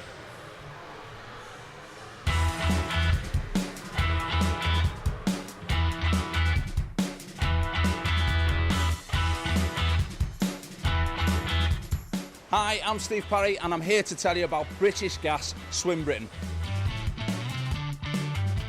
British Gas, they've got a great aim. They want to get more people swimming regularly by 2015. So in order to take part in Swim Britain, you've got a team challenge. There's 4 of you. You've all got to swim 1,000 metres. You do 250 metres each in a relay until you've done the 1,000 metres.